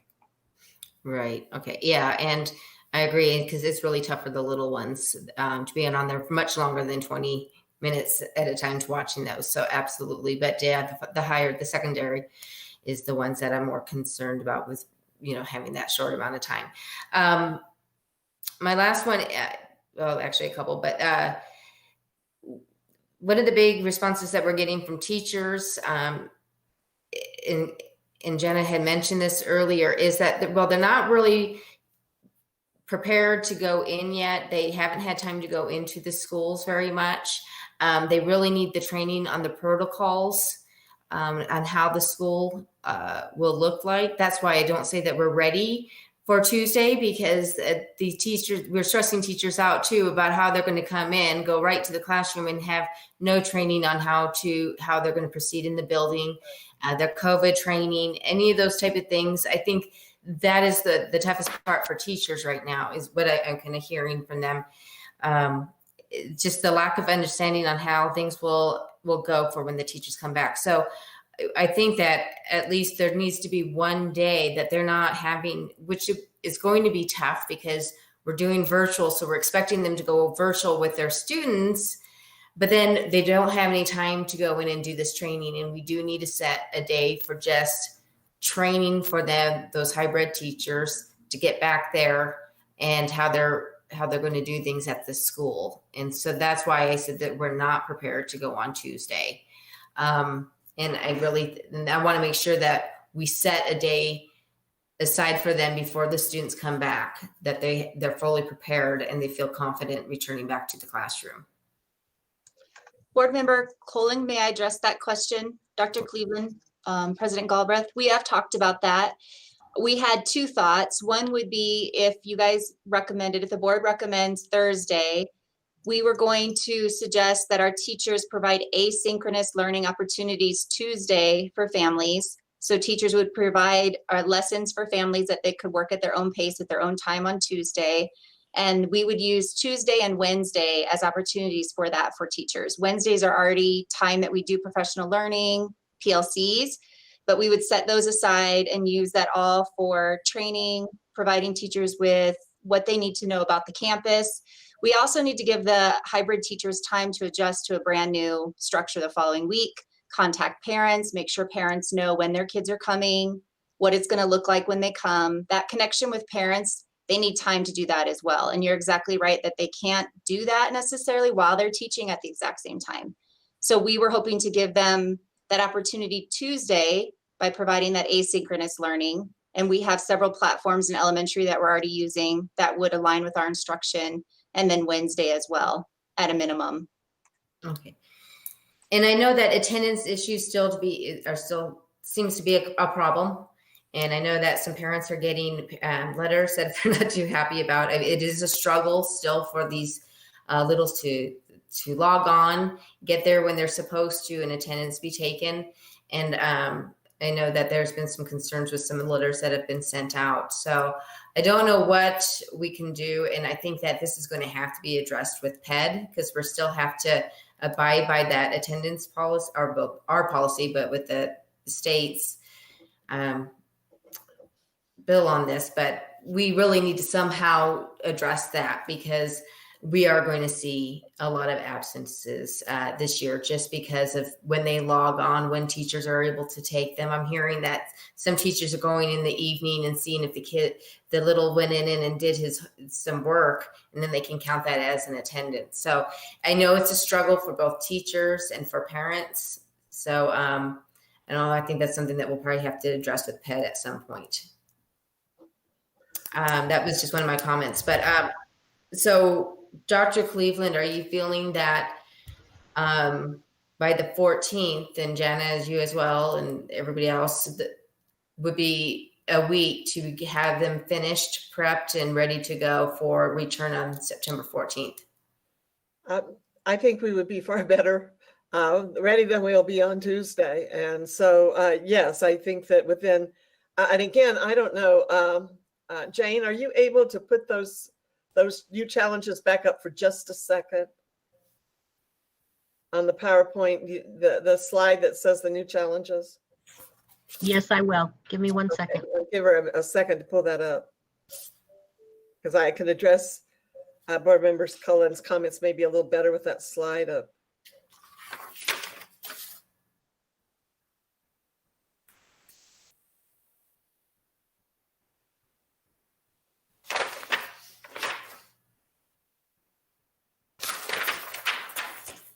President Galbraith, Dr. Cleveland, Board Member Colin, when I spoke with the principals this week about whether or not they were ready to open, we had a very honest conversation, which schools felt 100%, which felt like they could be ready by Tuesday, but it would take a lot of work.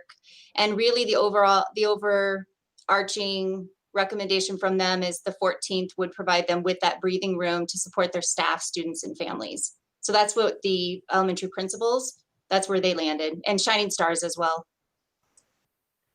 I do think, you mentioned Shining Stars, and I just want to be sure to emphasize that the date was always the 14th for them because of the opening of the new building and getting everything done. And we knew we would not be able to open prior to that. It just was the building had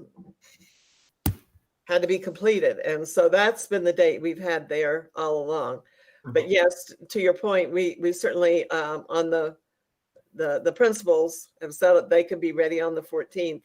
And my thought on that is that they are the closest to it. They have the best idea of what still needs to be done. And I will tell you, as I believe that Jana Shinalta said, they have been working their hearts out. They've not been, they have been doing the very best they can. And so, if they say they need that additional time to be able to open, then they need it. I do think also everyone is very cognizant of the need to open and things go really well. You don't want to open and there's just all kinds of issues and problems. This is going to be a stressful opening as it is. And so we really want to make sure that it goes as smoothly as possible. And there's just some things. Again, I'm going to just very quickly, go back to the slide of the things that happened as of yesterday. To your point about how things are fluid and changing. We didn't know about the cafeteria barriers until yesterday. We got the survey yesterday. We had no idea that 20% of the hybrid parents would want to move back to virtual. It's going to take some time to redo that. As I mentioned before, even as of now, I've not seen the assurances yet, nor that's why I've been checking my phone, because they're supposed to be calling us. I don't have that yet. The other one that I think is really important too, and I mentioned earlier, is I do think for every staff member to go through the COVID training is really important. And I want to be able to say to every parent, every staff member in this building has been through that training, and they know how to recognize it, and they know the procedures, and and there's some great stuff in there on helping children know how to wash their hands for the little kids. And so I would like all of the staff to go through. And then the things that you've mentioned already about the site challenges, they're different at every site. The one that is absolutely non-negotiable is to have all the masks, and we do have to have that, and it's a matter of getting them out. And some of them aren't here, but we're being told they're coming. And the cafeteria barriers are going to take some time to figure out how to do that. That's not going to be an easy thing to do, and we really don't want to eat in the classrooms if we can avoid it. I thought about, passing on to Sodexo. Could we do outside barbecues for the first week? And of course that's not very funny to them, because they can only do one school at a time, and talk about creating a really challenging situation. But I was asked, yesterday, could the kids all eat outside? Well, we don't have. Again, they're talking about elementaries that are very small.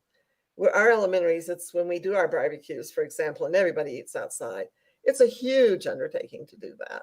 So we certainly are much more confident, but I just really want to emphasize that I think the principals are the ones that know the best whether their building is ready to open. And if they tell us they need that additional time, then I support that recommendation from them.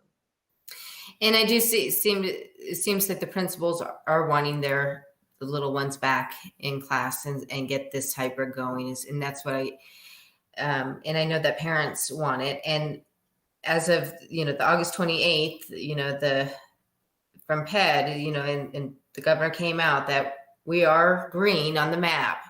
And so that we can go, and the state's public health officials said the key indicators of health-related readiness for schools is to be able to reopen safely for the in-person learning. So the state at this point feels that we are able to open, and we have an approved plan. And what I've seen is that we have a good plan, and parents that want to keep their children home that don't feel like it's safe, then they can. We have that option for them. So that's all my questions right now. Thank you, President Goldberg, Dr. Cleveland.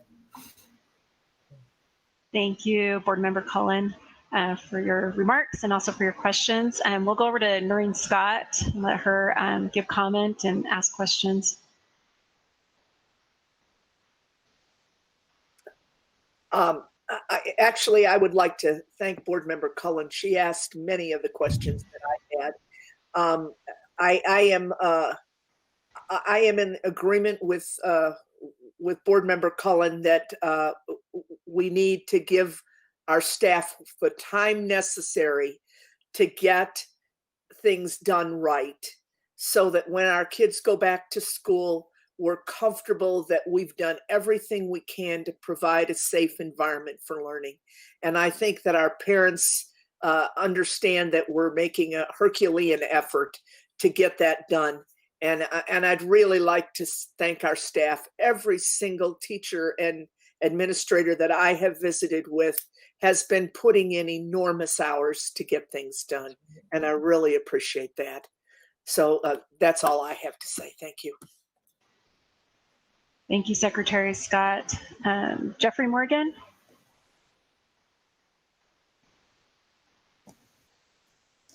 Yeah, I just want to echo Noreen. And again, thank you, Catherine. With all the questions and the comments, they kind of line up with about 8 or 9 that I had. But the question I do want to ask is, we mentioned a lot of things that still need to be done. Is the 14th going to be enough time? Because Dr. Cleveland indicated we're still waiting on masks. There needs to be some training that needs to take place. And I guess I'm asking, will the 14th be enough time for us to get all of this stuff done? That's an excellent question. And you know, if the state gets, with regards to masks, they told us yesterday that they have purchased millions of masks in order to have them on sites, you know, and provide them. The question is the same for them as it is for everyone else. Can they get them out to all 89 school districts? And they're going rural first and working in, is my understanding. So hopefully, if you know, particularly the masks for the smallest children are our greatest concern right now. Right. And so our hope, but I can't tell you for sure we're going to get those. But our hope is yes, we will before we start next week. And it's just critical that, you know, we have to have them. The big ones don't work for the little tiny children. They just don't. They have to have the child-sized mask. So the other big thing that is trying to figure out the barriers in the cafeteria and what those are going to look like. We haven't thought about how we were going to engineer those and where we're going to, you know, we ended up waiting a long time for the plexiglass to come in that we made the sneeze guards for the front offices and some of the other areas. And we waited quite a while for those to come in. So you know, our facilities folks and Mike are working on that right now. And if I find that we are running into a problem with that, I will let you all know that. I can't tell you for sure we weren't going to have everything, but we're sure going to continue to work hard to make sure that we do. And that the one on the cafeteria was just a real surprise to me. That was not anything I had heard until yesterday. Wasn't in any of the documents. It's still not in any of the documents. But the public ed department said the documents have been gone from their department for 2 weeks and had been, you know, were located in the governor's office, and they were still trying to work out all the particulars of it. So some things have come in since the time the toolkit was even developed. Mm-hmm. So I know that's not a really great answer, Board Member Morgan, but that's the best one I have to give you right now, is that we are going to do everything we can to do that. And we are very hopeful that we can have it in place by then. But I will let you know if we can't. All right. And then the next question is, I'll move from the mask. We'll go to, again, I mentioned the teachers with regard to protocol, them understanding their process. You're asking the teachers to do the training. I know we talked about it earlier. There's 160 vacancies. And I don't think we have that broken down right now. That was the other thing I was concerned about. Will the 14th be time enough to either fill some of the vacancies? Some of these schools they're not fully staffed with regard to teachers, from what I understand. So is 14 time enough for us to even get those things done? You know, I'm Board Member Morgan. I am really glad you asked that question because, you know, in our conversations this morning, I think it is so important that we talk about staff too, and we are not fully staffed. As I mentioned to you earlier, we have more vacancies. One of the ways that's been mitigated, however, is that we're down in enrollment some. And while we don't want to be down in enrollment and we hope we can get those students back, you know, that's helped a little bit with the situation. And it you know, gives me an opportunity to say, you know, you looked at the survey, we've got a lot of staff that are very worried and very nervous. And I think that anything we can do that provides them protection and training and whatever we want to do. And and I guess I would say to the community as a whole, you know, we're all under a lot of stress. We're all it's a tough time for families too, and we know that. But taking it out on your principal and your teacher probably isn't a really good thing, because there's nobody behind them. I don't know how else to say that. There are no people waiting to be hired. And so one of the reasons we've got to be so careful in everything we do is if people get sick, there's no one to take their place. And so one of the things that we have been doing, working with the union, and I mentioned it to you before, is trying to build this teacher intern program where we can bring people in and have them completely trained and ready to go. And we can slide them in. Just, we have wonderful substitutes, but they have not had the opportunity to do all the training on Google Classroom our teachers have had. And they take on an assignment for us, a substitute assignment, and it's a Google Classroom. Many of them can't do it, won't do it. And it's not any reflection on them whatsoever.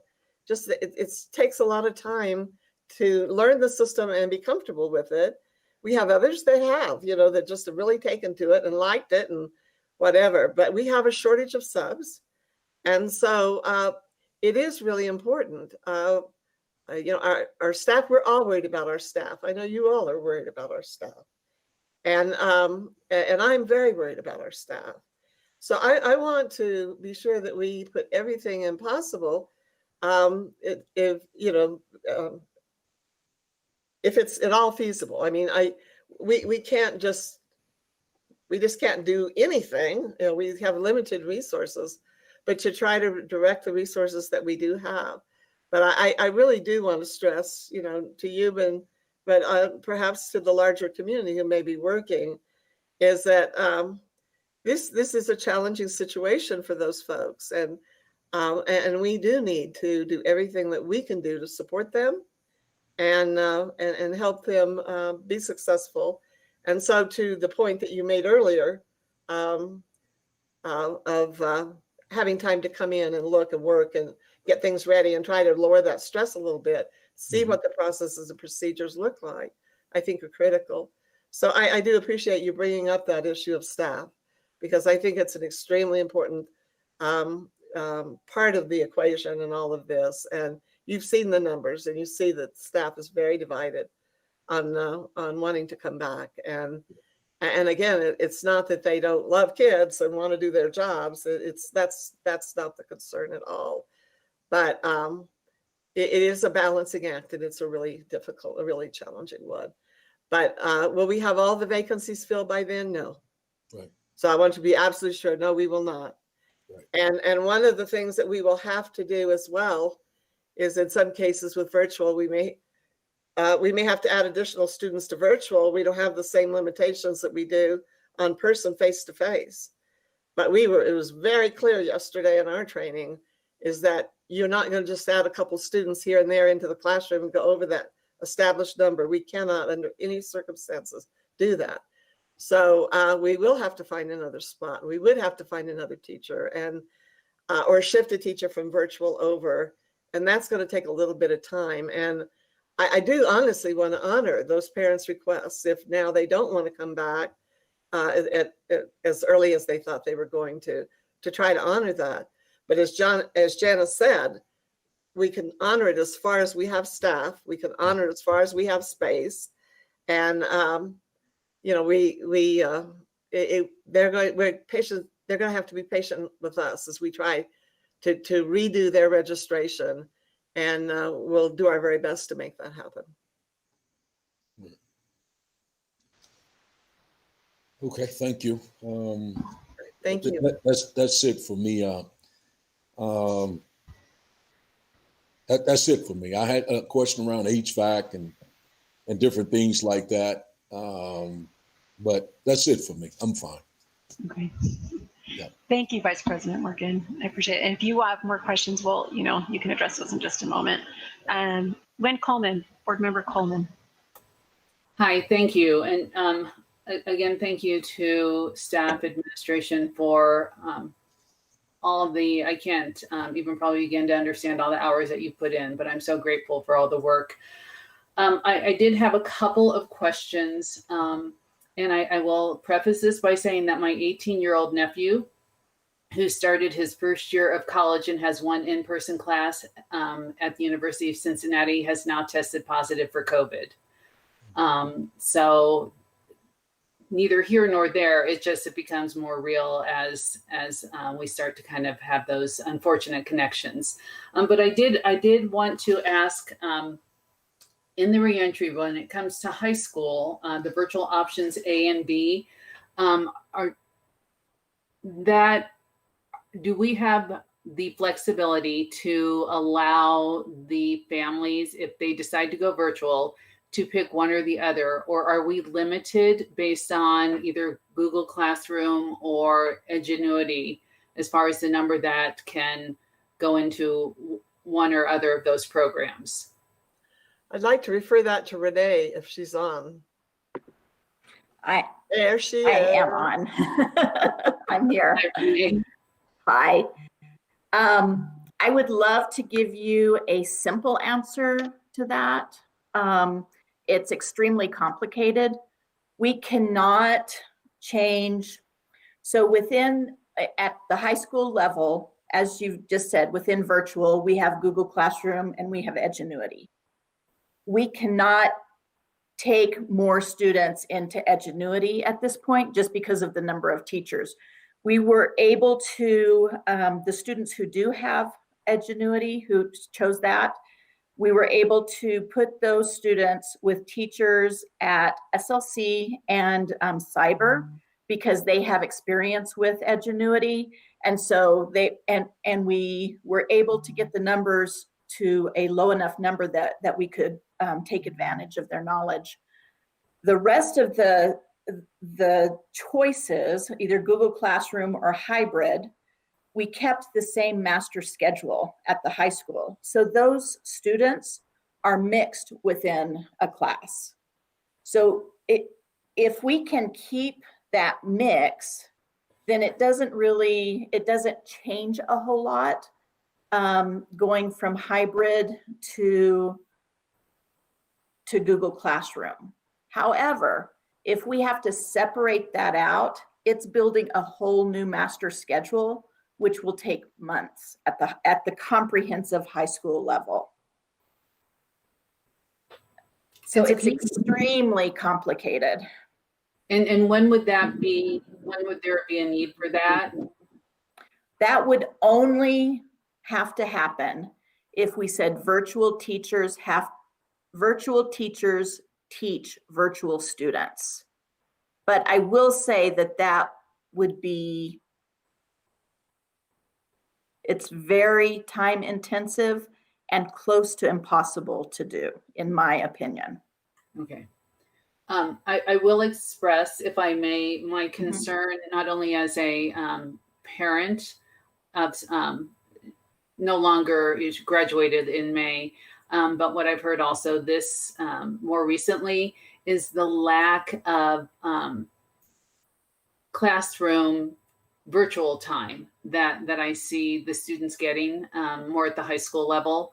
And just the minimal amount of time and concerns that have been expressed by parents, and one that I kind of had as a parent myself. So, I know that those things that we're continuing to work out, but I did just want to, just communicate that that's been personal experience and one that's been communicated to me. So I'd like to then have a conversation, and I would appreciate input from administration. My concern has to be with substitutes and their exposure to maybe in the hybrid model, different classrooms, how we're going to handle if there are positive COVID, if people or if students are testing positive for COVID, what we're doing to address those issues, how we're communicating that to the public, and how we're trying to minimize that if it's been found that maybe a substitute is kind of a part of that class. I can respond to some of that. Renee, do you want to go first? I was just probably maybe what you were going to say. We've really tried to concentrate on having subs only at one school so that we minimize the chance of it going from one school to another. So we are trying to look at minimizing the contact of everyone, students and staff alike, and staff including substitutes, to minimize spreading any potential transmission. Let me add a little bit to that in terms of the next board meeting. We will be taking you through the charts and the toolkit. And so the toolkit would show you the flow charts on what happens when we have a suspected case and what are the steps, step by step, what will occur. We just got the toolkit yesterday evening at 9 o'clock. And so, but I have seen it and I have shared with our team what was in the flow charts.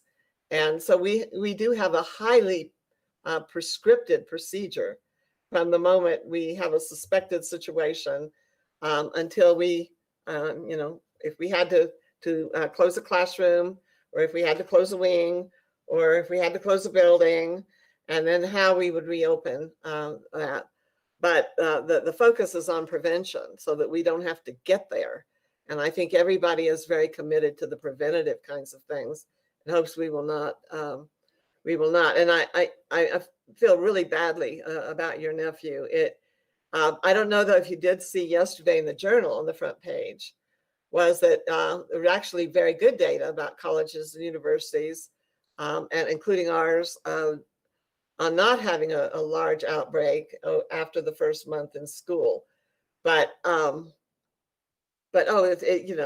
all know it's just fluid. It changes literally minute by minute. But I would like to take the board through at the next board meeting. I probably won't do it. Mike Chavez will probably do it because he's the one that is the most involved with it. So you can see exactly step by step. There are very tight procedures. And I think that's one of the other things that teachers are wanting to see. I think they're wanting to see, okay, what happens in a building if we do have these situations? And I think they are going to be able to see what that process really looks like. But my last comment on that is we will have the flow charts and we will follow the flow charts. The decisions are still up to the Department of Health as to what we do in every single situation.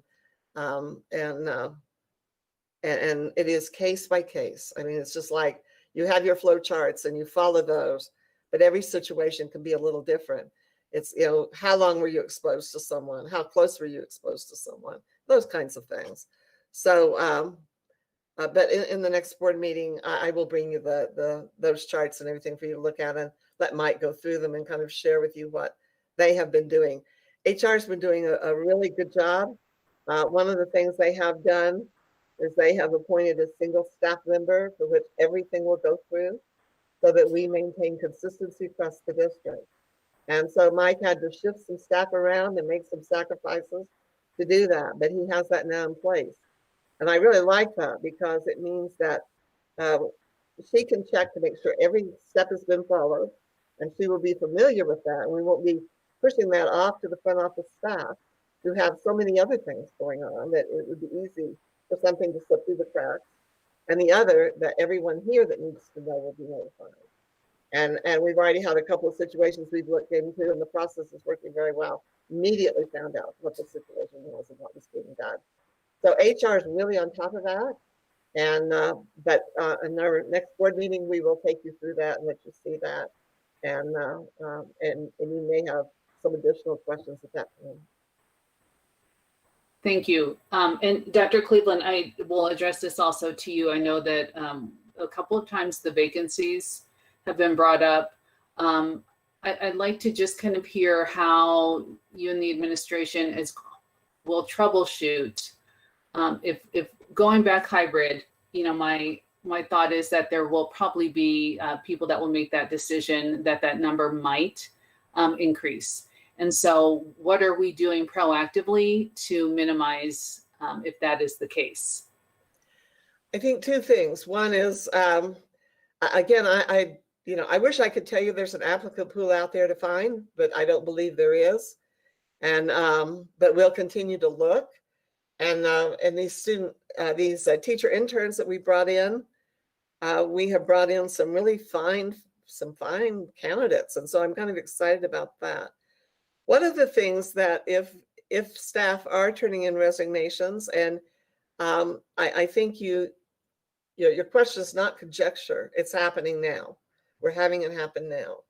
Or we're having people that are turning in their letters because they do not want to come back.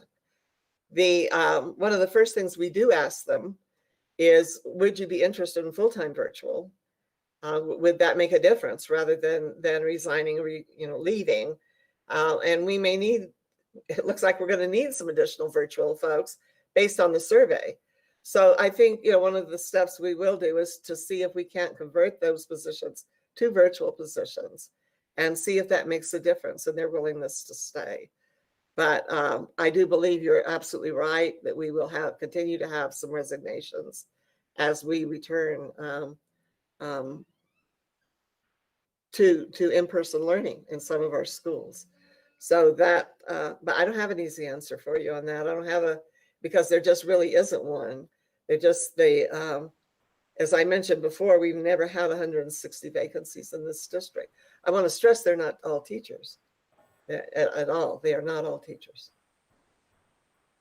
Okay, thank you. And then my last question, which Vice President Morgan, I don't know if this is the direction he was heading, but I just would appreciate, and maybe the people that are watching the meeting might appreciate kind of understanding when it comes to ventilation in the schools, how that's being addressed, if there are concerns about, because I know even transmission is still a question, but just kind of reassuring everybody about how that's being handled in our schools, especially based on the age variance with the different schools. I'd like to see if either Mike Baker could come on that, or Melanie, either one of you, where you could make, could share what we are doing in that area very quickly. Yeah, Mike Baker, Chief Operations Officer, Dr. Cleveland, President Galbraith, members of the school board. So what we're doing now is we basically looked at three different options. One option is to actually bring in more fresh air into the school, turn the systems on, let it cycle through the current filtration system several hours before people come to school. And that was one option. And that option would increase our utility bill by approximately $250,000. That is the option that we did select. The other two options had to do with a special type of like HEPA filter and other type of filtration systems. Those other options were well north of $1 million. And it was just really not feasible for us to do it, number one, financially, and secondly, most of our systems could not actually handle the additional capacity of the filtration systems. So we were really not able to do that. We are still currently actually looking at some other type of options. I think Dr. Cleveland spoke about this a number of weeks ago, where we had a meeting with kind of an exciting device that would kill viruses. They are, this particular device, they are still waiting FDA approval, however, to ensure that it does actually kill the COVID-19 virus. That system would probably be the better system to incorporate in our schools. But again, that system would cost quite a bit. But we first want to make sure that they get FDA approval. Don't have a timeline on that at this time. Again, I just want to recap that we are turning our systems on several hours before school to allow more fresh air and a better circulation with our schools. Could I add just one thing about what Mike was saying on this system? We have seen, we've seen a demonstration on it, and And if it turns out being approved for COVID, would be an incredible thing to put. They are putting them in all over the country. One of the University of Oklahoma is putting it in every single dorm room, every single classroom, and so there's going to hopefully be very good data that comes out of that. But that would be the ideal thing, that it kills the virus in that room, it's an exciting thing. They know it kills flu, and it kills several other major viruses and bacteria, but they don't have the data yet for COVID, so they cannot sell it yet as a COVID preventative system. But it was exciting to see that kind of technology, because it might be an option in the future. So I think there will be more options available as time goes on.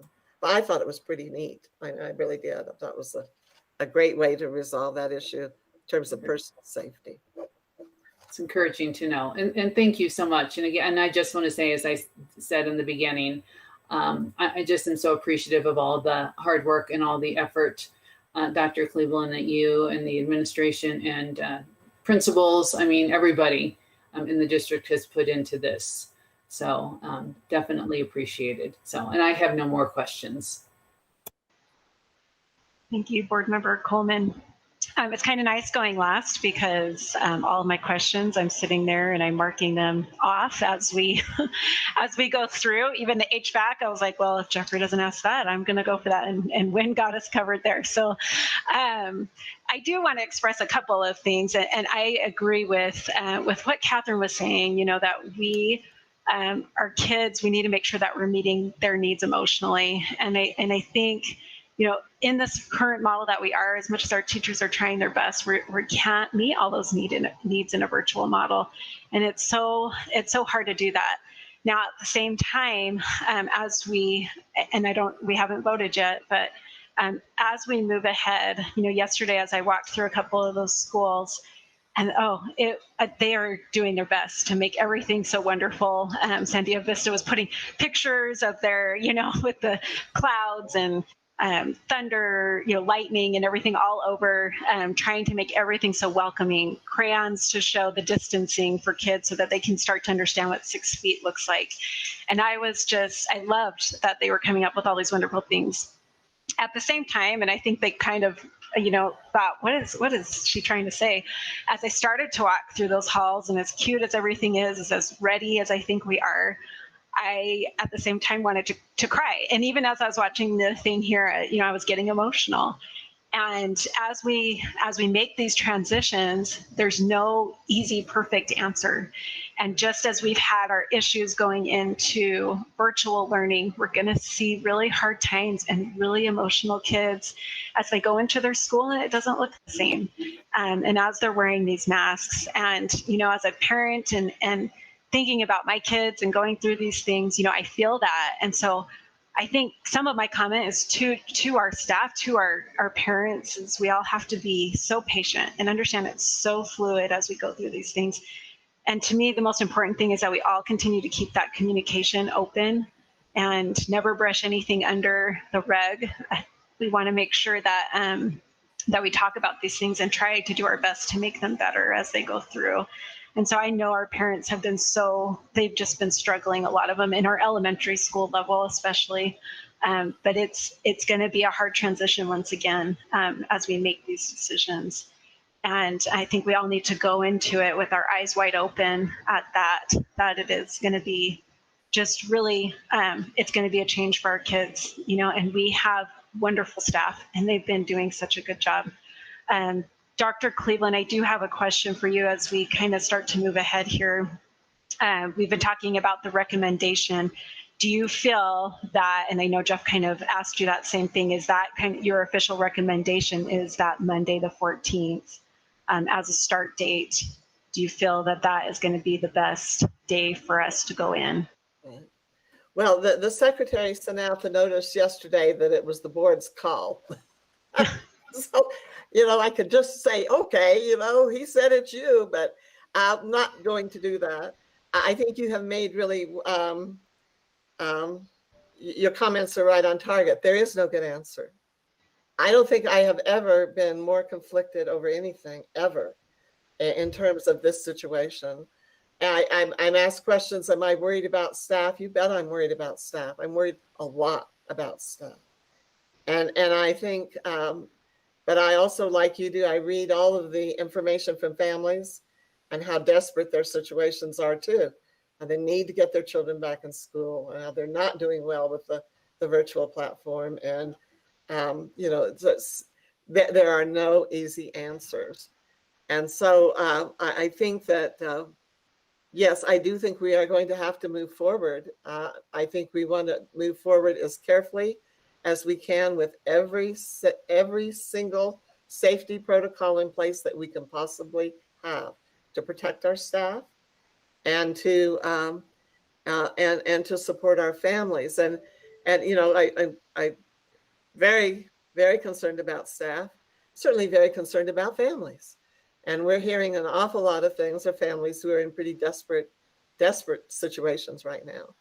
So I do very much appreciate your comment about being patient with each other. It really doesn't do us a lot of good to strike out and be negative about the people who are trying to help and are trying to work really hard.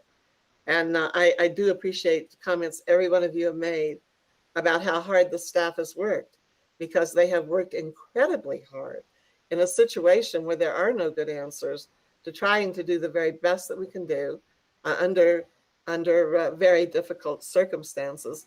And then, you know, in the presentation this morning, I appreciate your patience in letting me present that. But I think it's really important for people to know the structure that we're working under, and that the superintendent of the board just doesn't have the authority to disobey a public health order, which is the law.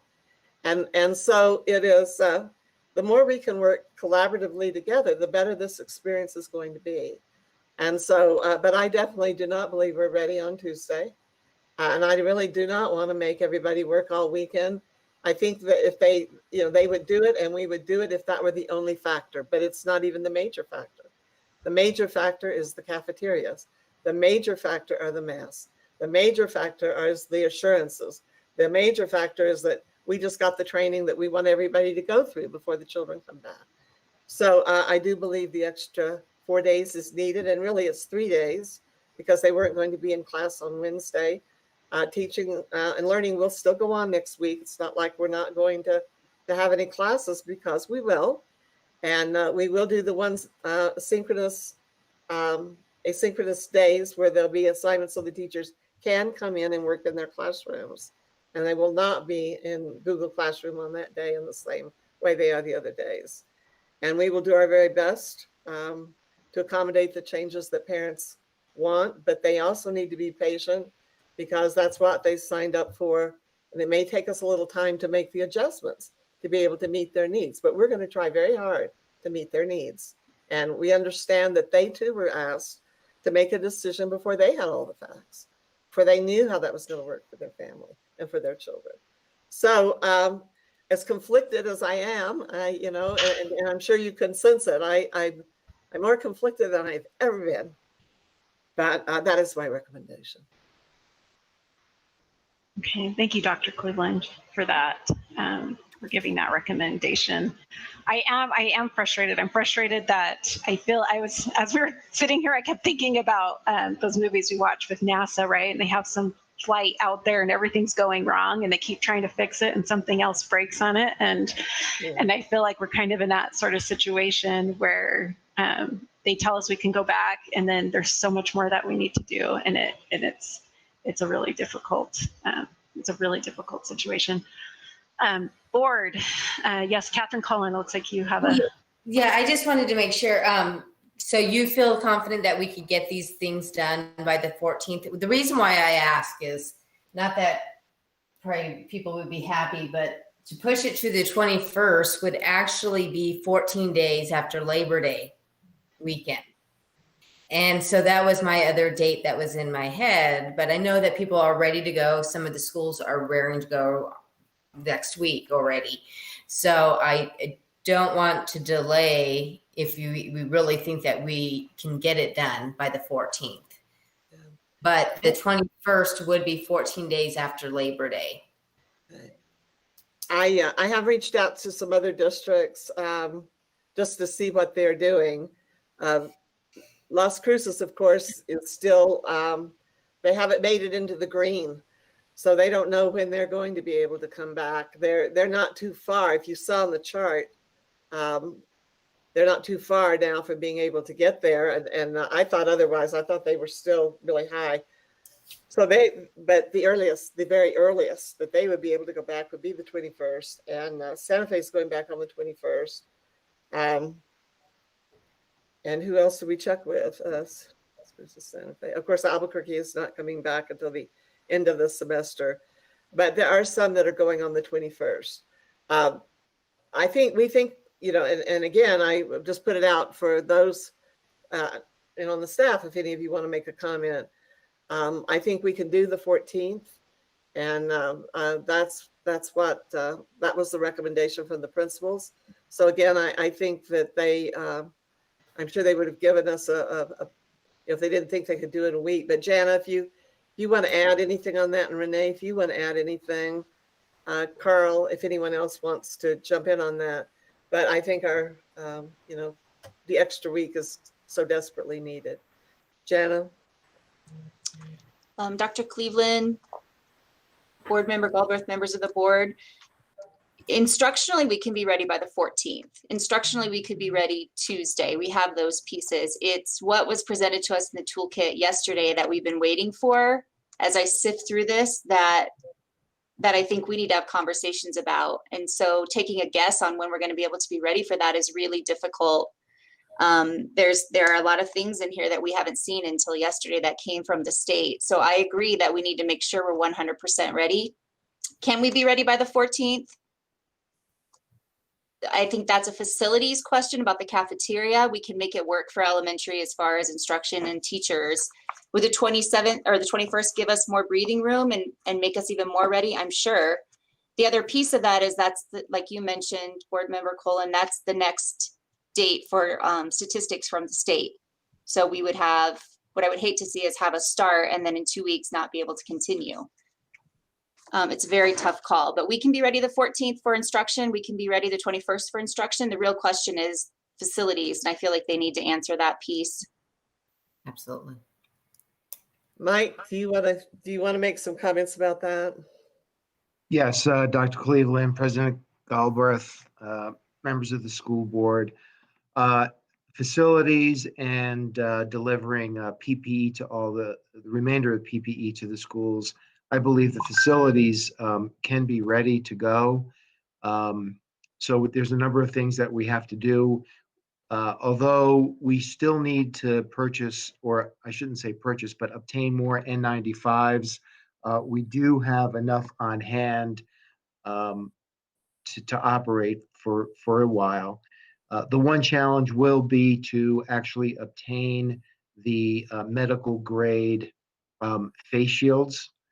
I literally just learned that that we can pick up an order right now from the county with 200 medical grade face shields, but oddly it's a one-time use only, which doesn't make much sense to me. So that will be a little bit of a challenge as far as getting those particular face shields.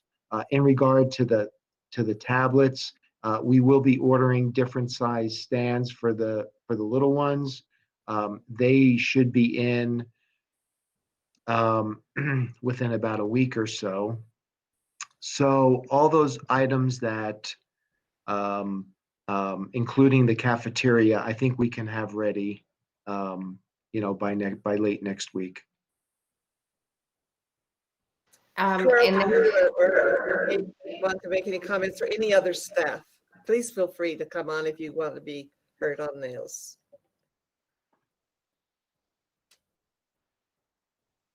Okay. Carl's trying to get on. How to find the right button, I thought I hit both of them. Sorry about that. I'll start over. Madam President, members of the board, Dr. Cleveland.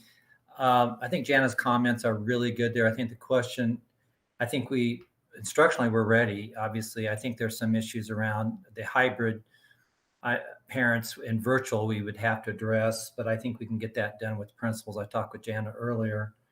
It really is the facilities issues around that cafeteria that we talked about this morning that just came to us. So in that toolkit training. So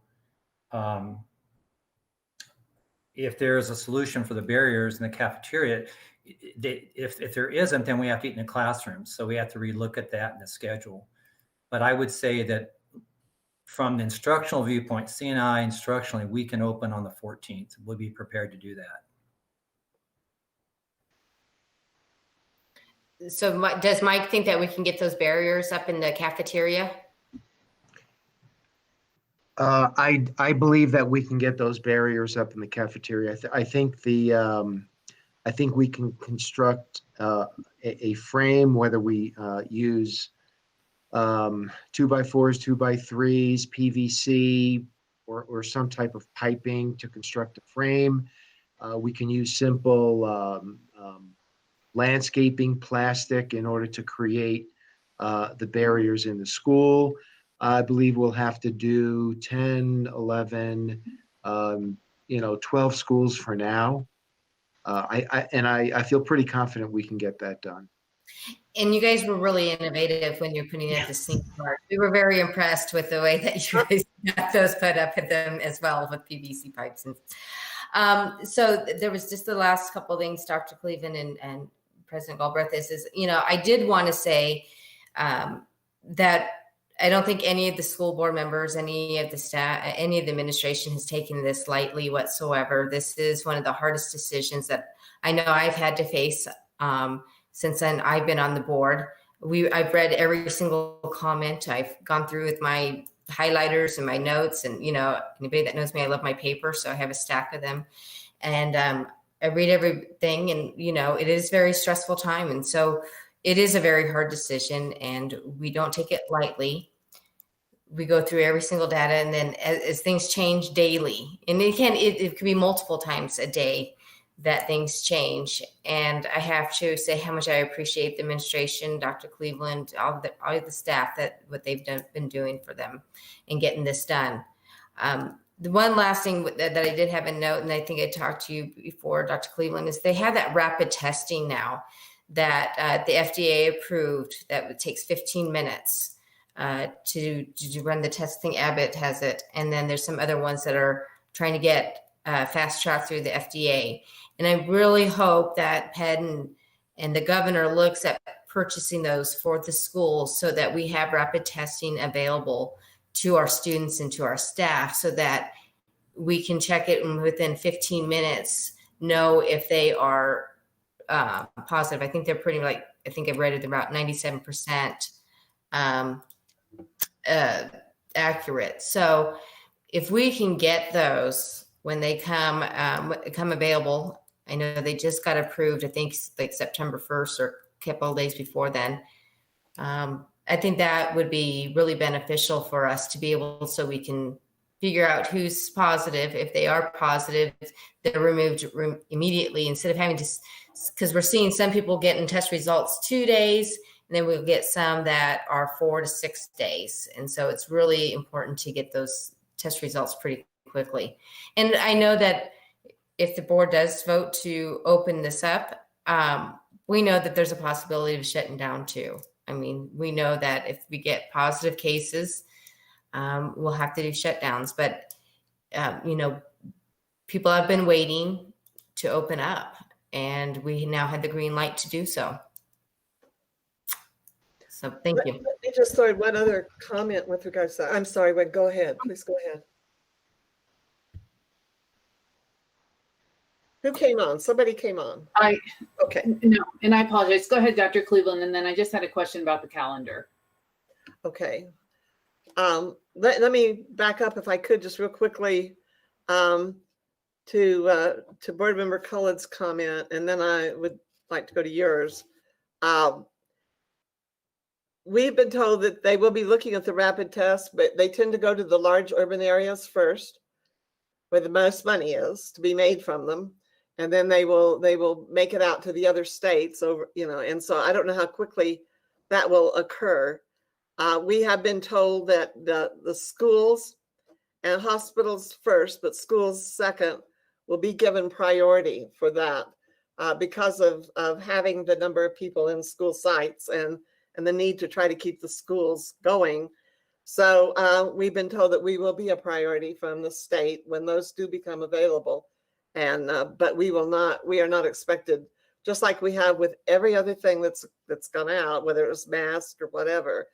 The larger states get them first. They go to California, Texas, New York. And then they start filtering out to everybody else over some time.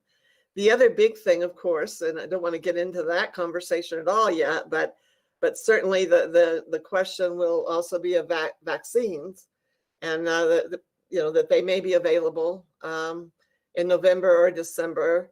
And schools have also been told that we would have some priority for those who would want that. So that may be right around the corner, not too far in the future. And again, I want to talk about the merits of that one way or the other, but that may in fact be another thing that we'll be looking at. And so, but let me go to board member Coleman's question. What is your question about the calendar? I'm just wondering, and I pulled up the calendar as we were talking about either the 14th or the 21st, knowing that that the calendar that was approved has October 7th, 8th, and 9th off. And so are we still following that no matter what we vote on? Yes. And the secretary made it very clear in his comments and reinforced that yesterday, that the local school board has the authority to adjust the calendar. The only change would be students are learning, they're in school. It's just where they're getting that learning delivered. And so the board has the ability, did the Albuquerque board, to extend that. And that does not in fact change the number of days that students are in attendance. So boards do have that, and Secretary Stewart did emphasize that again yesterday, that is a board decision as to where instruction is being delivered, whether it's being delivered virtual or it's being delivered in person. The student is still in school, and that's what matters in terms of counting the days for the calendar. Okay, thank you. And I just wanted to point out that that's 2 weeks after the 21st. So as we're looking at this, I just think it's important that we all know kind of what's down the road as we look to make whatever decision. So as far as going back hybrid. One last comment, and then President Galbraith, I'll turn it back to you, and I'll turn my mic off. I just want the board to know that whatever way you go, we're going to support it 100%, and we're going to make it work. So I thought I kind of heard a little bit from the staff that the 21st might be a little more provide a little more flexibility, and that it, we would hate to have to come back and say, oh my gosh, we need another week. But I think I also heard they said if we can probably make that work and be ready. So whatever the board decides in terms of if we're coming back, when we're coming back, and on the date, I just want to assure everyone on the board, but also in the community, we will do whatever it takes to make it work. And my last comment is I certainly want to say thank you to all our families. I know how hard it has been, and we have read your letters. And as some people have said, we just don't think you care. I will tell you, every teacher, every principal, every staff member cares a lot, and trying to balance their own families, their own needs with that. And it's not been easy for anyone. We definitely acknowledge it has not been easy for families. And so, but I do want to stress that working together and being positive together, we get much better results. And so I hope we can join together, whatever the decision is, that we can make it work. And then my last comment is the board. And thank you for all your time and effort on this. This is not an easy decision for the board to look at. And I don't think we've ever had a decision more difficult for a board to have to take a stand on. So thank you for all your questions.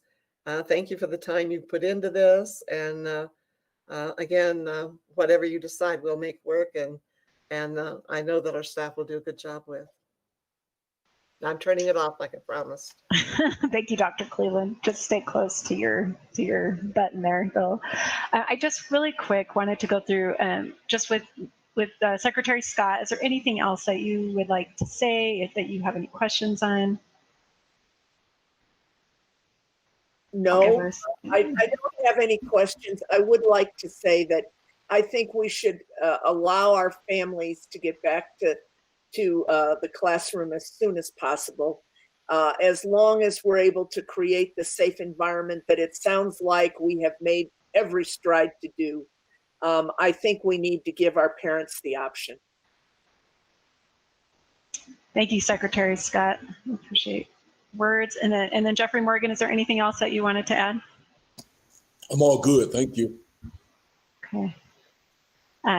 Thank you, everyone. And it is, and I just want to, reiterate, this is real, and I think we all recognize that there are dangers going in, but we love our children, and I think we owe it to them to discuss and what we want to do here for them and to help them through this difficult time. So I am open to motions on the floor. This is Board Member Catherine Cullen, and just to let you guys know that I am open to any amendments to this, but because this one is difficult, but I make a motion to open up schools on the hybrid model starting September 14th, 2020.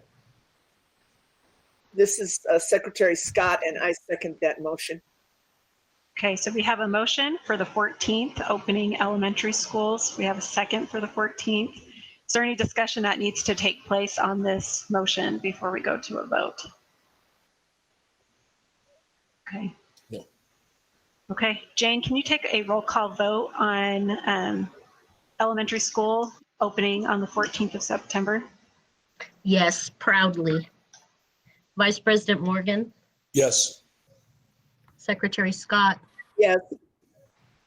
Board Member Cullen, Yes. Board Member Coleman, Yes. Madam President Galbraith. Yes. Thank you. Thank you so much, Jane. So motion carries 5-0. So thank you all so much for your time on this today. I know I laugh at home. I go from I'm okay to my anxiety. I read the email and my anxiety shoots up, and my husband's like, where are you right now? Because you're not in the same room as me. Your mind is somewhere else. It's been a difficult, very difficult decision. And we love our students, and we love, love, love our teachers and our staff. And I want them to know that we love them and encourage our district to do everything. And I know that they will, everything in their power to help those teachers and that staff to feel so safe as we move ahead with this. So thank you so much to everyone for that. Is there any last comments before we close the meeting today? No. Okay. You're like, Thank you. And I hope, everybody says they can make it by the 14th, and I'm hoping that we certainly can, and hopefully we didn't put you on a tight deadline, but I think that the principals were definitely saying that they were ready on the 14th, so we'll go that way. Thank you. Thank you. It's been tough. It has been tough. I'll come in and move plexiglass. Just tell me where to go, and I'll start carrying it around for you all. Dr. Cleveland, did you have something? You've got to find it first. Yeah, that's right. That is the truth. Okay. Dr. Cleveland, is there anything else that you wanted to add before we closed our meeting? No, there is not. Okay. Thank you once again, everyone, for your time, everyone who's tuned in through YouTube, for our staff who's been on today. And this meeting is adjourned. Thank you. Thank you.